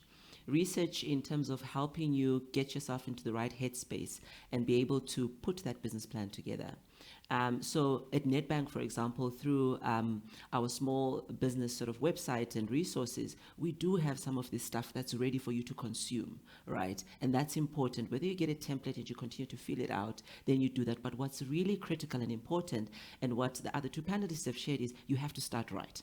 Because there are no shortcuts. There's nothing worse than starting a business and then you want to deal with a corporate in South Africa, which is maybe a listed entity or a big business, and you don't have your documents in place. Because the first thing a Nedbank or any other brand is going to ask you is, okay, where are your documents if we want to onboard you as a supplier? If you didn't do things right up front, you're not going to be able to get that business and those contracts that you need to scale your business. Start right.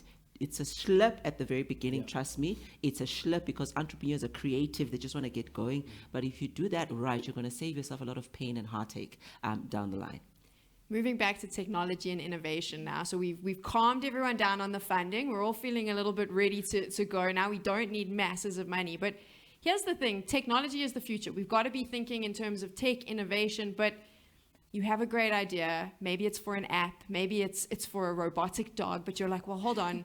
I don't know how to code. I don't really know maths and science. I mean, Alex, is that what's important? Do you need to be able to understand the geek speak in order to move into the technology space? I think in this day and age where we basically are carrying around a supercomputer in our pockets everywhere we go, you don't need anything. All you need is the determination and the energy and the mindset to learn. I mean, you can pick anything up. When I was doing my undergrad in biology, when now I'm CEO of a tech company, and it was because I just set my mind on building this thing and I learned it. I had to upskill. I mean, the learning curve was vertical basically. You had to upskill so fast and so many things, but as long as you just have the the mindset, I can learn this, and almost like the audacity to believe you can learn this. I would say one of your best assets as a young person when you start a business is your, how do I say this? Is your ignorance in a way, like it's just that you feel like I can do this, and kind of not feeling totally like overwhelmed by this wall of, I have to pass this certain, like I have to know these things. You don't really, like there is so much information out there on the internet that you can access. I mean, from YouTube tutorials to blogs to books you can read to podcasts. Maybe you should put together, like a Google Doc of all the different resources, but there's so much knowledge out there. So if you want to learn everything from coding to even drag and drop website builders to, your first MVP, finding, users on social media, in this day and age, you really can learn everything you need to learn online. you're warmed up, right? I'm going to jump into the controversial stuff now. After what you just said, I mean, Rivo, I've heard this conversation. I've sat and I've heard it where before COVID, when we could all sit together, you'd be at a restaurant with all your friends. They'd say, I've got this great idea. I'm going to develop this product, but I'm going to outsource all the development to China or India or somewhere else, and I'm going to get it done. Why do we do that? Why are we not finding other South African youth to help collaborate? I think people are very secretive. And honestly speaking, there's nothing new under the sun. And I was having a conversation with Chipo earlier on. This is, I'm quoting Chipo, there's nothing new under the sun. There's 8 billion people in the world. You're not the first person to think of your idea. So no one is going to steal your idea. And sometimes being the first in the market does not necessarily mean you're going to be successful. I mean, we've seen blueprints. We've seen MySpace versus Facebook. We've seen BBM versus WhatsApp and all of that. And I think it's very important, and I said this in my master's class, right? If your idea stays by yourself and you think you're going to outsource it to someone in China, yes, it might be cheaper, but at the end of the day, it's not collaborative, right? There are, within the university spaces, there are young people that can actually code, right? I can tell you, when we started within Rika, we didn't first go and try and find a coder in India or try and find someone else. I'm a finance and accounting student. When I started, I couldn't do that. But then you leverage off the resources within your network, right? We ask the people within our universities to say, what can we do, right? This is all the research that we have, right? How can we implement this? And they helped us, right? And I think we don't have a spirit of collaboration as young people within South Africa. And that needs to change, right? Because we literally have a spirit of competition. Yeah. I need to be better than this person. But then we will never rise as young people if we don't work together. And I look at my partner, Jesse, within Rika. He's an engineer by profession. I could have just kept the idea to myself, right? But maybe I wouldn't be sitting here today.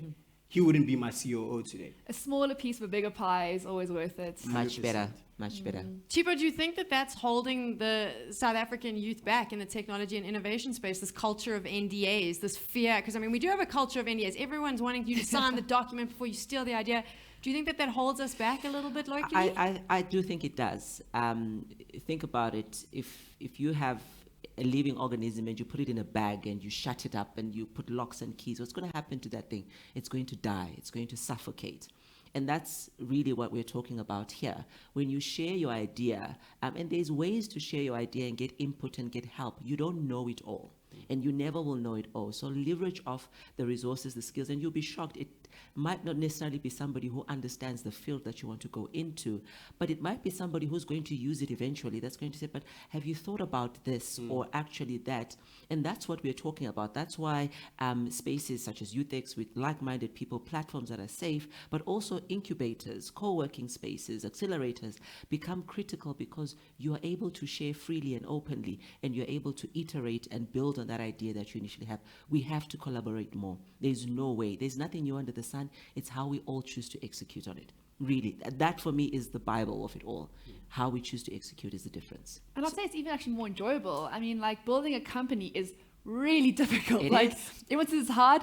It's really hard. Like, it is shockingly difficult. And having a team with you, having people with you, and just enjoying the ride, when you have your downs, have your team around you, be like, guys, we're going to get through this, we're going to figure it out, put our brains together and laugh through it if need be. But it's just so much more enjoyable and so much more bearable on a really long journey. I mean, as every business will attest to, over the last 2 years, when March 2020 hit and went into lockdown, every business took a deep breath. And we were like, oh my God, what are we going into right now?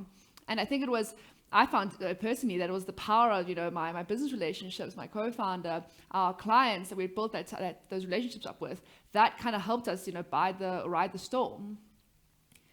The collaboration is important, but I want to move on to something else, going back to the stereotypes from right at the beginning when we spoke about one of the other things that you see every time you read one of these self-help books, Start Your Tech Startup, or, wherever it is, there's always this thing about don't be afraid to fail. And we mentioned how South Africans are a little bit scared to collaborate, and I do think it's also because we're potentially, as the youth, scared to fail because the odds are a lot heavier on us here. When we fail, we don't have an Ivy League university to fall back on or parents that can fund us. We're funding our parents. So Rivo, how do we change that mindset in a space that would suit South African youth as well? You know, the way you directed this failure, it's like you're listening to my masterclass. Look, failing is a lesson, right? And you have two options. Either you fail, you get knocked down, you give up, and that's it. Or you go back to the drawing board and say, how did I fail? You know, what can I change? How can I improve from this? And I don't think there's a better lesson than failure, because you're right in the middle of it. Yeah. And every single emotion you can ever experience is there. And that's the biggest test of character. And I think what failure does, or rather the actions after failure, what they do is that they build that resilience that every entrepreneur needs, especially in this industry, right?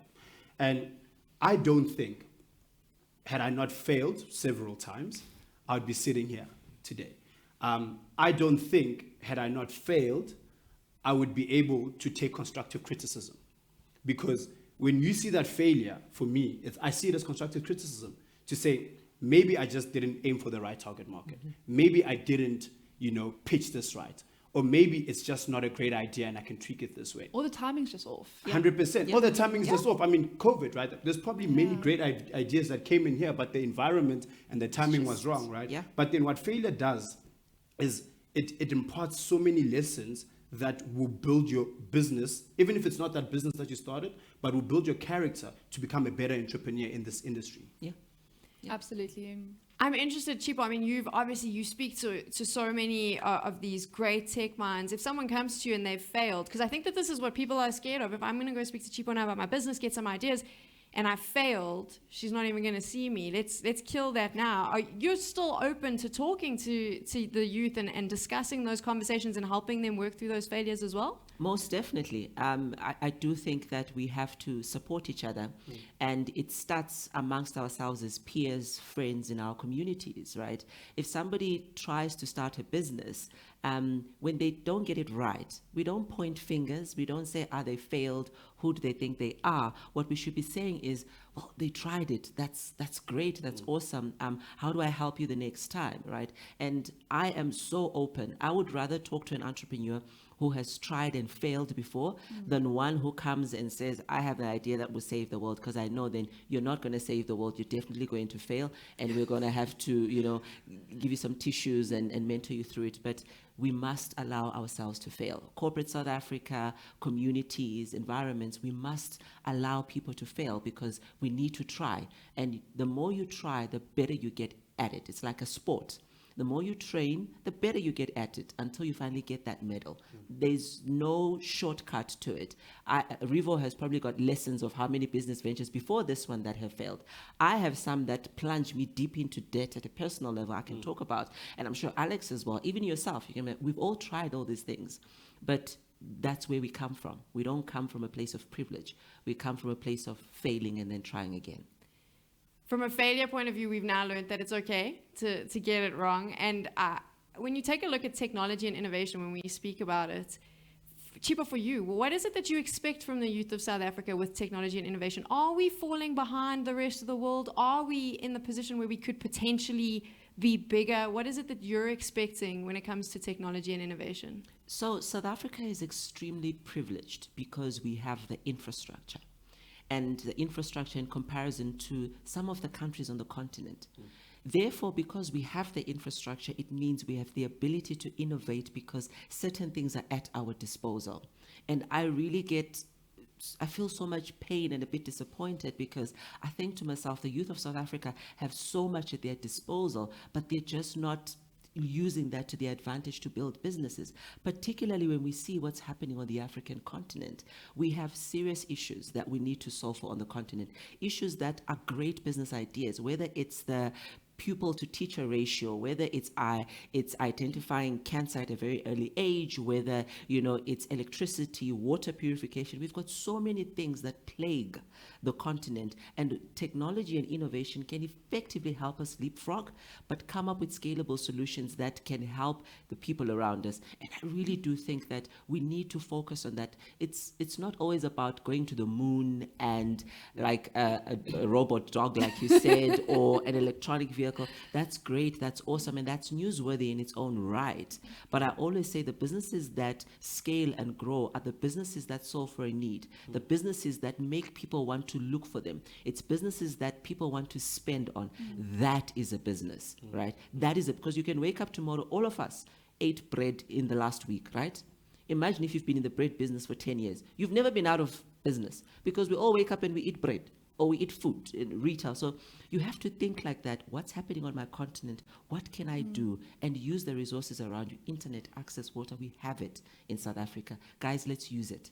Can I add to what you say? Please. Unless you want to go first, Alex. I was gonna, No, please go. I'll go after you. Thank Yeah, you sure. so much. What I was going to say is, to answer your question, Sam, saying about, are we falling behind? Honestly, it's actually the opposite. I would say that there's no more exciting place to be in the world as an entrepreneur than right in South Africa. Because as you're saying, there are so many problems that are facing, so many opportunities that are facing us in the continent. There's so much work that needs to happen. I mean, South Africans are sometimes Olympic level complainers. We love to sort of say what's wrong, but every time we say what's wrong, that's what you're saying right there is your business opportunity. You don't like that thing, build a solution. If you can build a solution and something that you would pay for, chances are someone else will pay for it also. And there it is. And then what technology is a tool to leverage a business idea. Basically what you're doing is it's a value genesis. You're creating value in the economy that other people want to use, and you use that across the country. And I think that applying that to South Africa, you can really have a huge impact on deeply fundamental aspects of standard of living of South Africans and Africans, and hit incredible scale really fast. I mean, we hit within a year or so, we were the biggest student housing platform in South Africa. We're now the biggest one in Africa. And we got to that scale, really fast with a deeply meaningful project. I mean, this is about students' access to higher education. And so I think actually, you have an advantage being in South Africa, not a disadvantage. Yeah. So 100% agree with everything that was said, right? And for me, I want to touch on what Chipo just said, that in South Africa, because of our infrastructure, we have, the biggest advantage. And I mean, I guess I'm going to look straight to the youth, right? Because it's quite a personal thing for me, right? And it's based on those failures and those mistakes that I made, right? In South Africa, in Africa, and on our tech landscape, we need to understand that for us to have sustainable technology and innovative businesses, we need to have inclusive innovation. Yeah. You mentioned the example about bread. People always eat. People always go to hospital, people always give birth, etc. But inclusive innovation is finding a problem within your greater society and solving for that problem. Because when you solve for that problem, it becomes sustainable. Your solution becomes sustainable, right? We've got a high unemployment rate. There are rural areas in South Africa. People still don't have access to water. Exactly. What technologies are you, or what ideas? The problem is there. It's clearly defined. Everybody knows the problems that we have. What solutions are you coming with? Because when people think about tech and innovation, we think about mirroring what the developing world is doing. We think about creating that robot dog. But I don't need a robot dog. Yeah. I'm going to buy myself a puppy because I want that affection, right? But I know that somewhere in rural Limpopo, at my grandmother's house, they still have issues with water. Yeah. Are you solving that issue, right? And the last thing I want to touch on, and goes slightly from your question around that, is as the youth, there is this facade and there's this perception that when you start your business, whether it's technology or other business, within 6 months, within 12 months, I must buy this car, I must do this, I must do that. And when I say this is quite personal to me, is because this is a great platform, and I'm sure thousands of people are listening to what I want to say. As a young entrepreneur myself, you fall into these kind of traps. And you need to understand that what you see on social media, and that's what people saying, I'm motivated because you're driving this G-Wagon, I'm motivated because you're driving this car, and all of those things. Those are end products. Yeah. And what we as young entrepreneurs that have businesses need to start doing is start showing the journey and not the result. And maybe it's a challenge to other young entrepreneurs out there, because people who are inspired by the material things, right? That's an end goal. We don't show the challenges, the heartache, the emotional side that comes with being rejected, right? The come up journey from the failure. And I think it's probably a challenge to other entrepreneurs to start showing that, because that now you are showing what it takes to get there, right? Young people should not be inspired by, not to say it's not great to have that, but they should be inspired by that journey. And lastly, it's so important that to be patient in that journey. You know, they say Rome wasn't built in one day, but a tech business was not built within 12 months. Yeah, Right? absolutely. So I think that's very important. I know I deviated, but because I get these questions so many times, because people are attracted by their lifestyle. Be attracted by my journey. I absolutely love that. You jumped in. I was just like, I love that. That was where I wanted I was to going to go. say, people often forget. I mean, you think of your big companies, like, I mean, Airbnb's been going for over 10 years now. Yeah. I remember when I started Disconnect, we kind of modeled ourselves a lot on, you know, it's a prop tech company, and we're like, oh yeah, within a year we're going to be Airbnb, and you don't get there, and you devastate. You're like, oh, I'm a terrible entrepreneur. It took them 10 years, you know, with a lot more funding, you know, than we had. It's kind of like give yourself that time to do that. And really, you know, to stress, I love what you said, to celebrate the small wins. You know, like, sure, you know, you make your first million is great, but how make your first 1,000? Yeah. Make your first 10,000. That is such a great feeling. You know, your first paying customer, never mind, you know, and then you'll get your 10th, then your 100th, and it builds on there, but kind of celebrating every step of the way, you know, every small thing. Like, it really is the journey. If you go and kind of set a cadence where you're celebrating and you're happy with that, then I think you're just gonna, you know, you're gonna burn out. I think we've gone into the conversation about those key lessons that you needed to have, but right at the start there, talking about the South African problems. I do think this is important because a lot of tech startups believe they have to solve a global issue so that they can be the next Mark Zuckerberg, and we've kind of been conditioned, like you said, looking at those lifestyles, so it all ties in to think that we've got to be global. But if you actually focus at home, you can do incredible things for your community. Solve a problem that you're facing. Like, what is it in your life that you wish there's a solution for, you know? Build that, because then you are your customer. You have the deepest customer empathy. And maybe you'll have a G-Wagon down the line. If that's what you want But I as mean, well. talk about the Facebook and Mark Zuckerberg, right? It's important for us to diagnose it and literally bring it to its bare minimum. What is he solving? And why has Facebook taken it, has become so successful, regardless of where you are in the world, even in South Africa, even, I mean, people who literally buy 10 Rand data and they go on Facebook, right? He's solving the problem of literally being connected to the next person.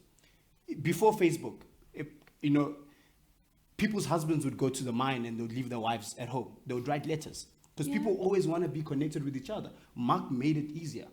And because he made it easier, billions of people joined. That was a problem he was solving. It's And that's what it's value about, right? value. It's about interacting. He's created value for people to interact at a much cheaper rate. What we've learned is that when it comes to technology and innovation, you do not need to be this incredible STEM genius coding the next supercomputer. It doesn't actually matter about the tech. You need to be focusing on the people. We're coming back to the people, which Be a is human first. Yeah. surprise. There you go. We have some questions now from everyone watching, and they're going to be addressing it. So let's find out what they're going to throw at us next. Cool. Let's do it.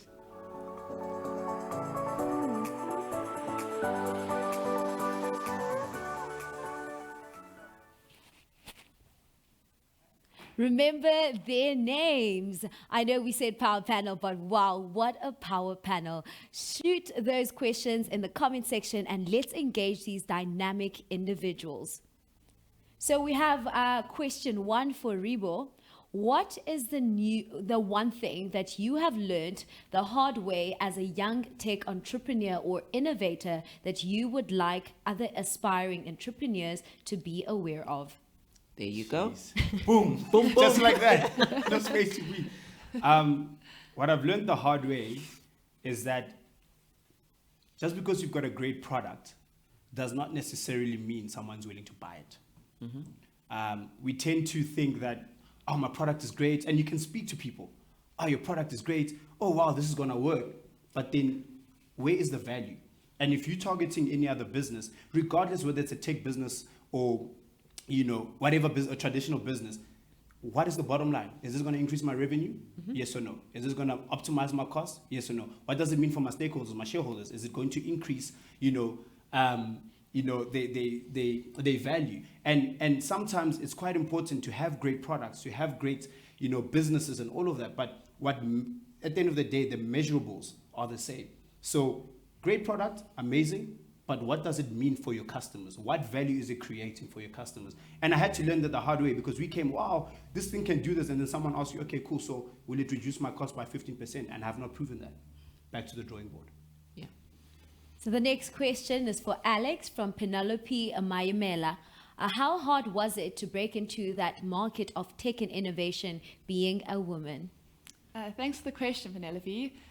So I've had this question, a few times, and I think that I can only really ever answer from my context and kind of the experience that I went through.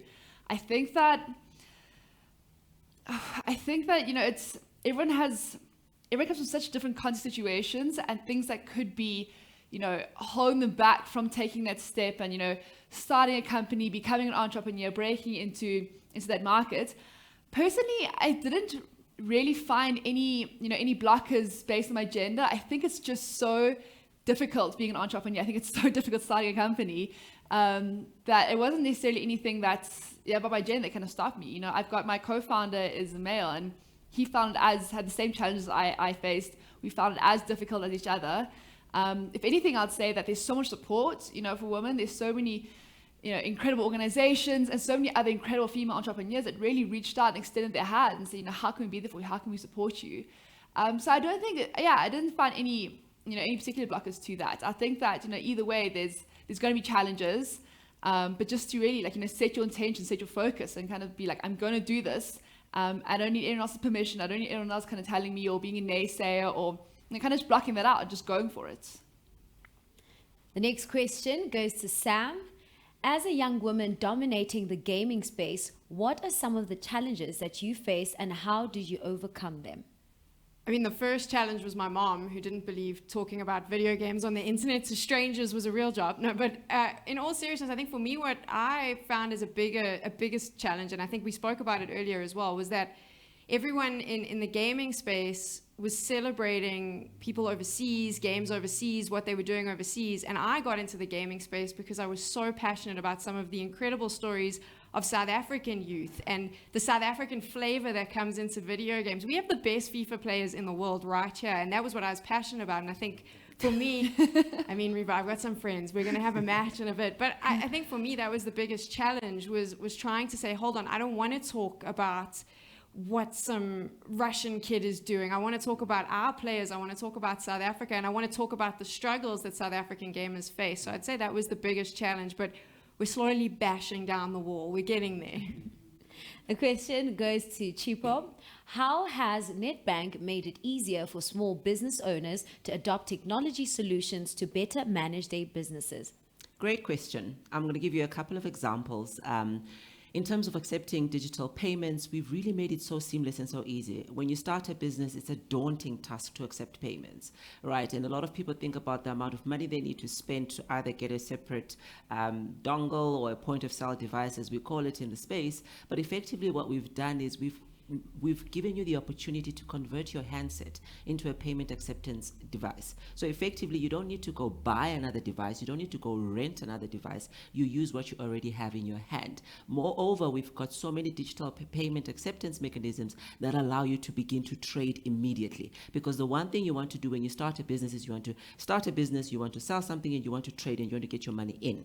And we just try to make it easier with each and every day. Amazing. The next question goes to Rivo. How has the evolution of the tech space changed you, and how do you stay abreast of new innovations and discoveries? Jeez, I feel like all the hard questions just coming to me. Yep. I think the tech and innovation space, the evolution of it has actually changed me. Personally, it's changed who I am because it's made me realize that I can be great. And what do I mean from that? I didn't study engineering. I didn't study tech, if there's such a thing. I'm a finance and accounting student in my previous life. I'm a management consultant in my previous life. But it's helped me understand that, geez, because of this industry, I can be great. Mm-hmm. You know, I can achieve this. So it's made me believe in myself because here I am coming to industry that I know nothing about. Because of my research and my perseverance and my ambition, I conquer it. You know, so it's actually built my self-confidence. But then to answer the question of how I stay, you know, in tune of what's out there, it goes back to a network. I've got a network. I've got many WhatsApp groups of so many young guys, some of them in university, some of them who are in corporate and have got ideas as well, that we're in the same WhatsApp group and the guys are saying, this is what we are doing, you know, this is what's out there. I mean, one of them is called Tech is in Dark is in Tech, you know, and it's got 186 participants, and every single day, you know, there's this new technology. Have you heard about this? There's this seminar within my LinkedIn as well, you know. I follow, you know, the right pages. On social media, I followed, there's this segment called Tech CEOs, right? And there's global tech CEOs that are there. They're talking about techs. So it's basically using the resources at your disposal. And I think, Alex, you said it's called the supercomputer that's always inside your pocket, right? And that's so powerful, because what you do with that time, you could be spending that time on gossip or seeing what's out there, what's trending, and all of that, or you could spend that time to basically know more about your industry and be on top of the food chain in that industry. Absolutely. I think if you curate, you know, your social media feed, you can have access to the best minds in the world. Yep. Agreed. The question goes out for Alex. What advice would you offer someone that has a brilliant idea with an investor that wants to buy a big portion of their business, leaving them with very little room for decision making? Wow. Lovely question. That is a tough one. Wish I could just, whoever's asked this question, I just want to sit with you and dive in. This needs like an hour long to kind of go through the details. This is an excellent question. Look, I think that getting, you know, when you, shareholders are like, it's like being married to someone, you know, once you sign that contract and someone's a partner in your business, you are together. I mean, my business partner and I have been together longer than several of my romantic relationships, you know. Once you sign that contract, you're in, you know, it's like getting married. But in a sense, maybe a lot more serious, because now you've tied your financial, you know, credibility, your you know, credibility as a business person to, you know, to someone else, you know, and to hope and to kind of sign this contract, they're going to fulfill the end of that. I think that before you sign anything, you want to know someone really well, really, really well. I mean, there's many clever ways of creating shares agreements, so you can do things with your equity so it's vested, so people don't just get all the equity up front, but rather over a period of, let's say, 4 years, they get percentages, and then those percentages are tied to them performing a certain way. So if you find after 2 years the relationship isn't what you expected, you haven't given too much away. I would really advise, it's so context specific, you know, as an entrepreneur, you have to do what's best to keep your business alive, and you know what's best for your business. But I feel as a general rule of thumb, I would advise against giving away too much equity up front, just because in the very early days of your business, you're still trying to figure out what it is. I mean, the destiny, the flavor, the soul of your company is still being born. And as a founder, you have to kind of almost birth that in a way, you know. It's like it's your blood and sweat and tears and your energy is going into this. And if you give away decision-making power too early on and you can't shape the destiny of your company, then you might just kick yourself a bit later on. And especially rather just say, you know, maybe not yet in the short term, but in 2 years' time, let's chat again. In a year's time, let's chat again. Once I reach this milestone, let's chat again. And I think the investors will respect you more when you say, let me prove myself first, and then let's have this conversation. Just to add on to what quickly, I agree 100% with what you said. But in the event that you're in a corner and you can't, and there's no one else who can invest besides the shareholders, there are many mechanisms that you can get out of it, right? One, again, I agree that it depends on the time and the timing of it. But if you can't get out of it, the best way is it's called core options. You can always have a core option if you really believe that you can make it, right? And you can have it based on time frames. Every 6 months, if you meet this milestone, you have a clawback, right? Until you get your desired percentage. But, you know, to young people, I would rather have 1% of Microsoft than 100% of Rivo Mhlari, right? So sometimes don't stop investors from coming in because you're so fixated on having majority shareholding or whatever shareholding, but it's of what, especially in the beginning. So maybe if there's synergies over and above just capital with that investor, use those synergies to grow your business and then have your core options. I love that. Strategic partnership is so important. If the person's bringing advice, mentorship, clients, access to networks, distribution, I mean, that is worth looking at also, definitely. Amazing. The next question is for Sam. How have you utilized social media to grow your business or brand? And what is your advice to young people regarding the use of social media? Never share your nudes would probably be the best advice I could give. But Never. For me, from a business point of view, I mean, I'm in the business of telling stories about competitive gamers. That's my job. That's what I get hired to do. So I try to use social media to amplify those stories. So I've always kind of worked under the perception of ask yourself, do people care? So in my case, no one cares about me. I'm not the star. I'm not meant to be the center of attention. They care about the players. They want access to those stories. So I always ask myself, do people care? And am I giving them the stories they want? And I can use my social media to amplify those stories. And I think the same applies if you're an entrepreneur or if you have a tech startup. Remember that you're not the story. You need to be solving the problem. Use social media to show how you're solving that problem or tell that story. But I try and avoid the social media thing of becoming the story, which is different if you're an influencer and that's what you want to do. But I do think that you can use social media to amplify what you're doing. And ultimately, for me, by sharing those stories and telling those stories through my social media, it allows me to get hired for more esports jobs because I can showcase what it is that I actually do. Amazing. The next question goes to Chipo. You offer advisory services to numerous small businesses, incubators, and accelerators. What key insights can you give through your observation as an advisor that you think aspiring business owners can benefit from in terms of technology and innovation? That's a mouthful. That's a mouthful, and time is running out. But very quickly, so for me, there's a couple of things, and I think we've touched on them in this conversation. First and foremost, you must make sure you're solving a real need, right? It's not a business until somebody is willing to pay for it, right? So don't run passion projects. You have to seek superior financial returns if you're going to run a business. Secondly, seek out strategic partnerships. The question that was just addressed before, identify those strategic partnerships early on and make sure that you start building relationships and sort of inroads in that, because contractuals and contracts take such a long time. You'll be shocked. 13 months, 18 months is typically what it takes to run a contract. Thirdly, you must own a small piece of a big pie as opposed to a big piece of a small pie. We discussed it right now up front. And thirdly, learn how to negotiate. You will get yourself out of serious stuff if you learn how to negotiate. So I think those are the 4 big ones for me. And I think if you keep them hand to heart, you do pretty well. The next question goes to Rivo. Rivo, what was your process for determining the product market? This one is from Ayanda Vana. Jeez, I'm not sure if I really understand this question.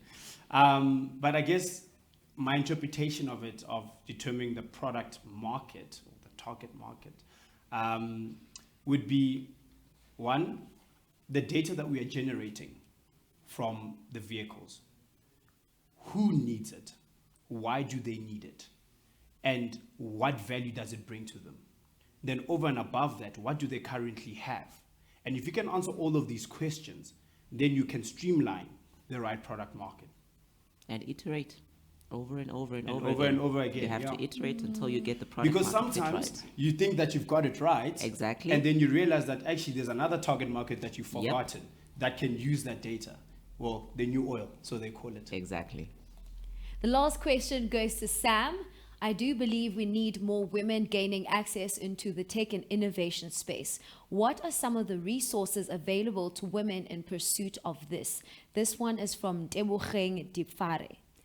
So I think the usual answer to this is, the same resources available to men. But I think we forget that as women, sometimes we have a bit of imposter syndrome. And I do think like a lot of my friends who are in the tech space who are women feel a little bit more uncomfortable walking into a room. They feel like they're judged a bit harder. So there are incredible organizations that have been started that specifically focus on fostering women in the tech and innovation space. So Girls Who Code is one of them. So if you're a coder and you're involved in STEM, they have a stack of workshops. They have these gatherings where you can come and chat to other women. There's Women in Tech as well, which is an online platform that also organizes events when it's safe to do so, where other women founders can sit and chat. And as a young woman, if you're stepping into the space studying STEM, you can go and meet successful founders and have those conversations. So there's lots of these organizations, but what I'd also suggest you do if you are a woman wanting to enter the space is follow people like Alex. She's regularly on social media sharing knowledge, and I'm pretty sure, I'm just going to offer this up, if you slide into her DMs, she'll help you out as well. Chipo as well. Find women that inspire you. Find women that you look at them and you go, this is someone I want to be, and go and chat to them. For me, that was what I did when I started. There were women in the tech space, women in the gaming space, who I went to and I said, I'm inspired by you. How did you start? Help me deal with this. And they did. So I think women, we all help each other, and we understand that you can feel a little bit uncomfortable. So lots of organizations online, but also reach out to successful women in tech and innovation, because they'll be able to help you as well. No, I love that. I mean, on LinkedIn and Twitter, you can find almost anyone. I shamelessly message people on LinkedIn being like, hey, next week coffee, don't say no. Don't blue tick anyone now, Alex. I've put it out there. She's answering all of the replies. You have to.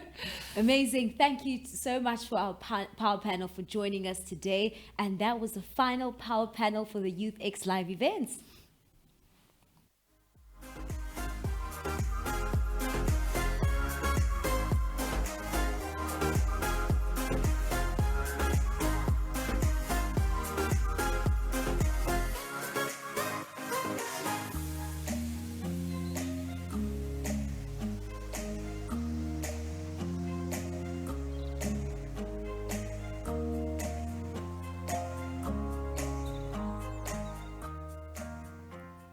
That's it for the final YouthX live event, guys. I hope you enjoyed today's session, and hopefully our guests have helped you understand the world of tech and innovation, and most importantly, inspired you to unlock your full potential. Remember to check out the unlock.me website on how to enter the YouthX Awards, and please don't miss out on this awesome opportunity. And I cannot wait to interact with you all again at our YouthX Awards and our winners, of course. So stay tuned to the unlock.me social media platforms to see what's coming up and what you can look forward to at the YouthX Summit. Till then, please keep it unlocked. To our media guests, please do join us in the breakaway room where you can interact further with our guests and ask some questions. Be on the lookout for the breakaway room link that will be popping out shortly on your screens. And that, ladies and gentlemen, is a wrap. Thank you for joining us today. My name is Pamela Mtanga, and it's been absolutely amazing being your host. Thank you for joining us for this amazing YouthX live session. Enjoy the rest of your day.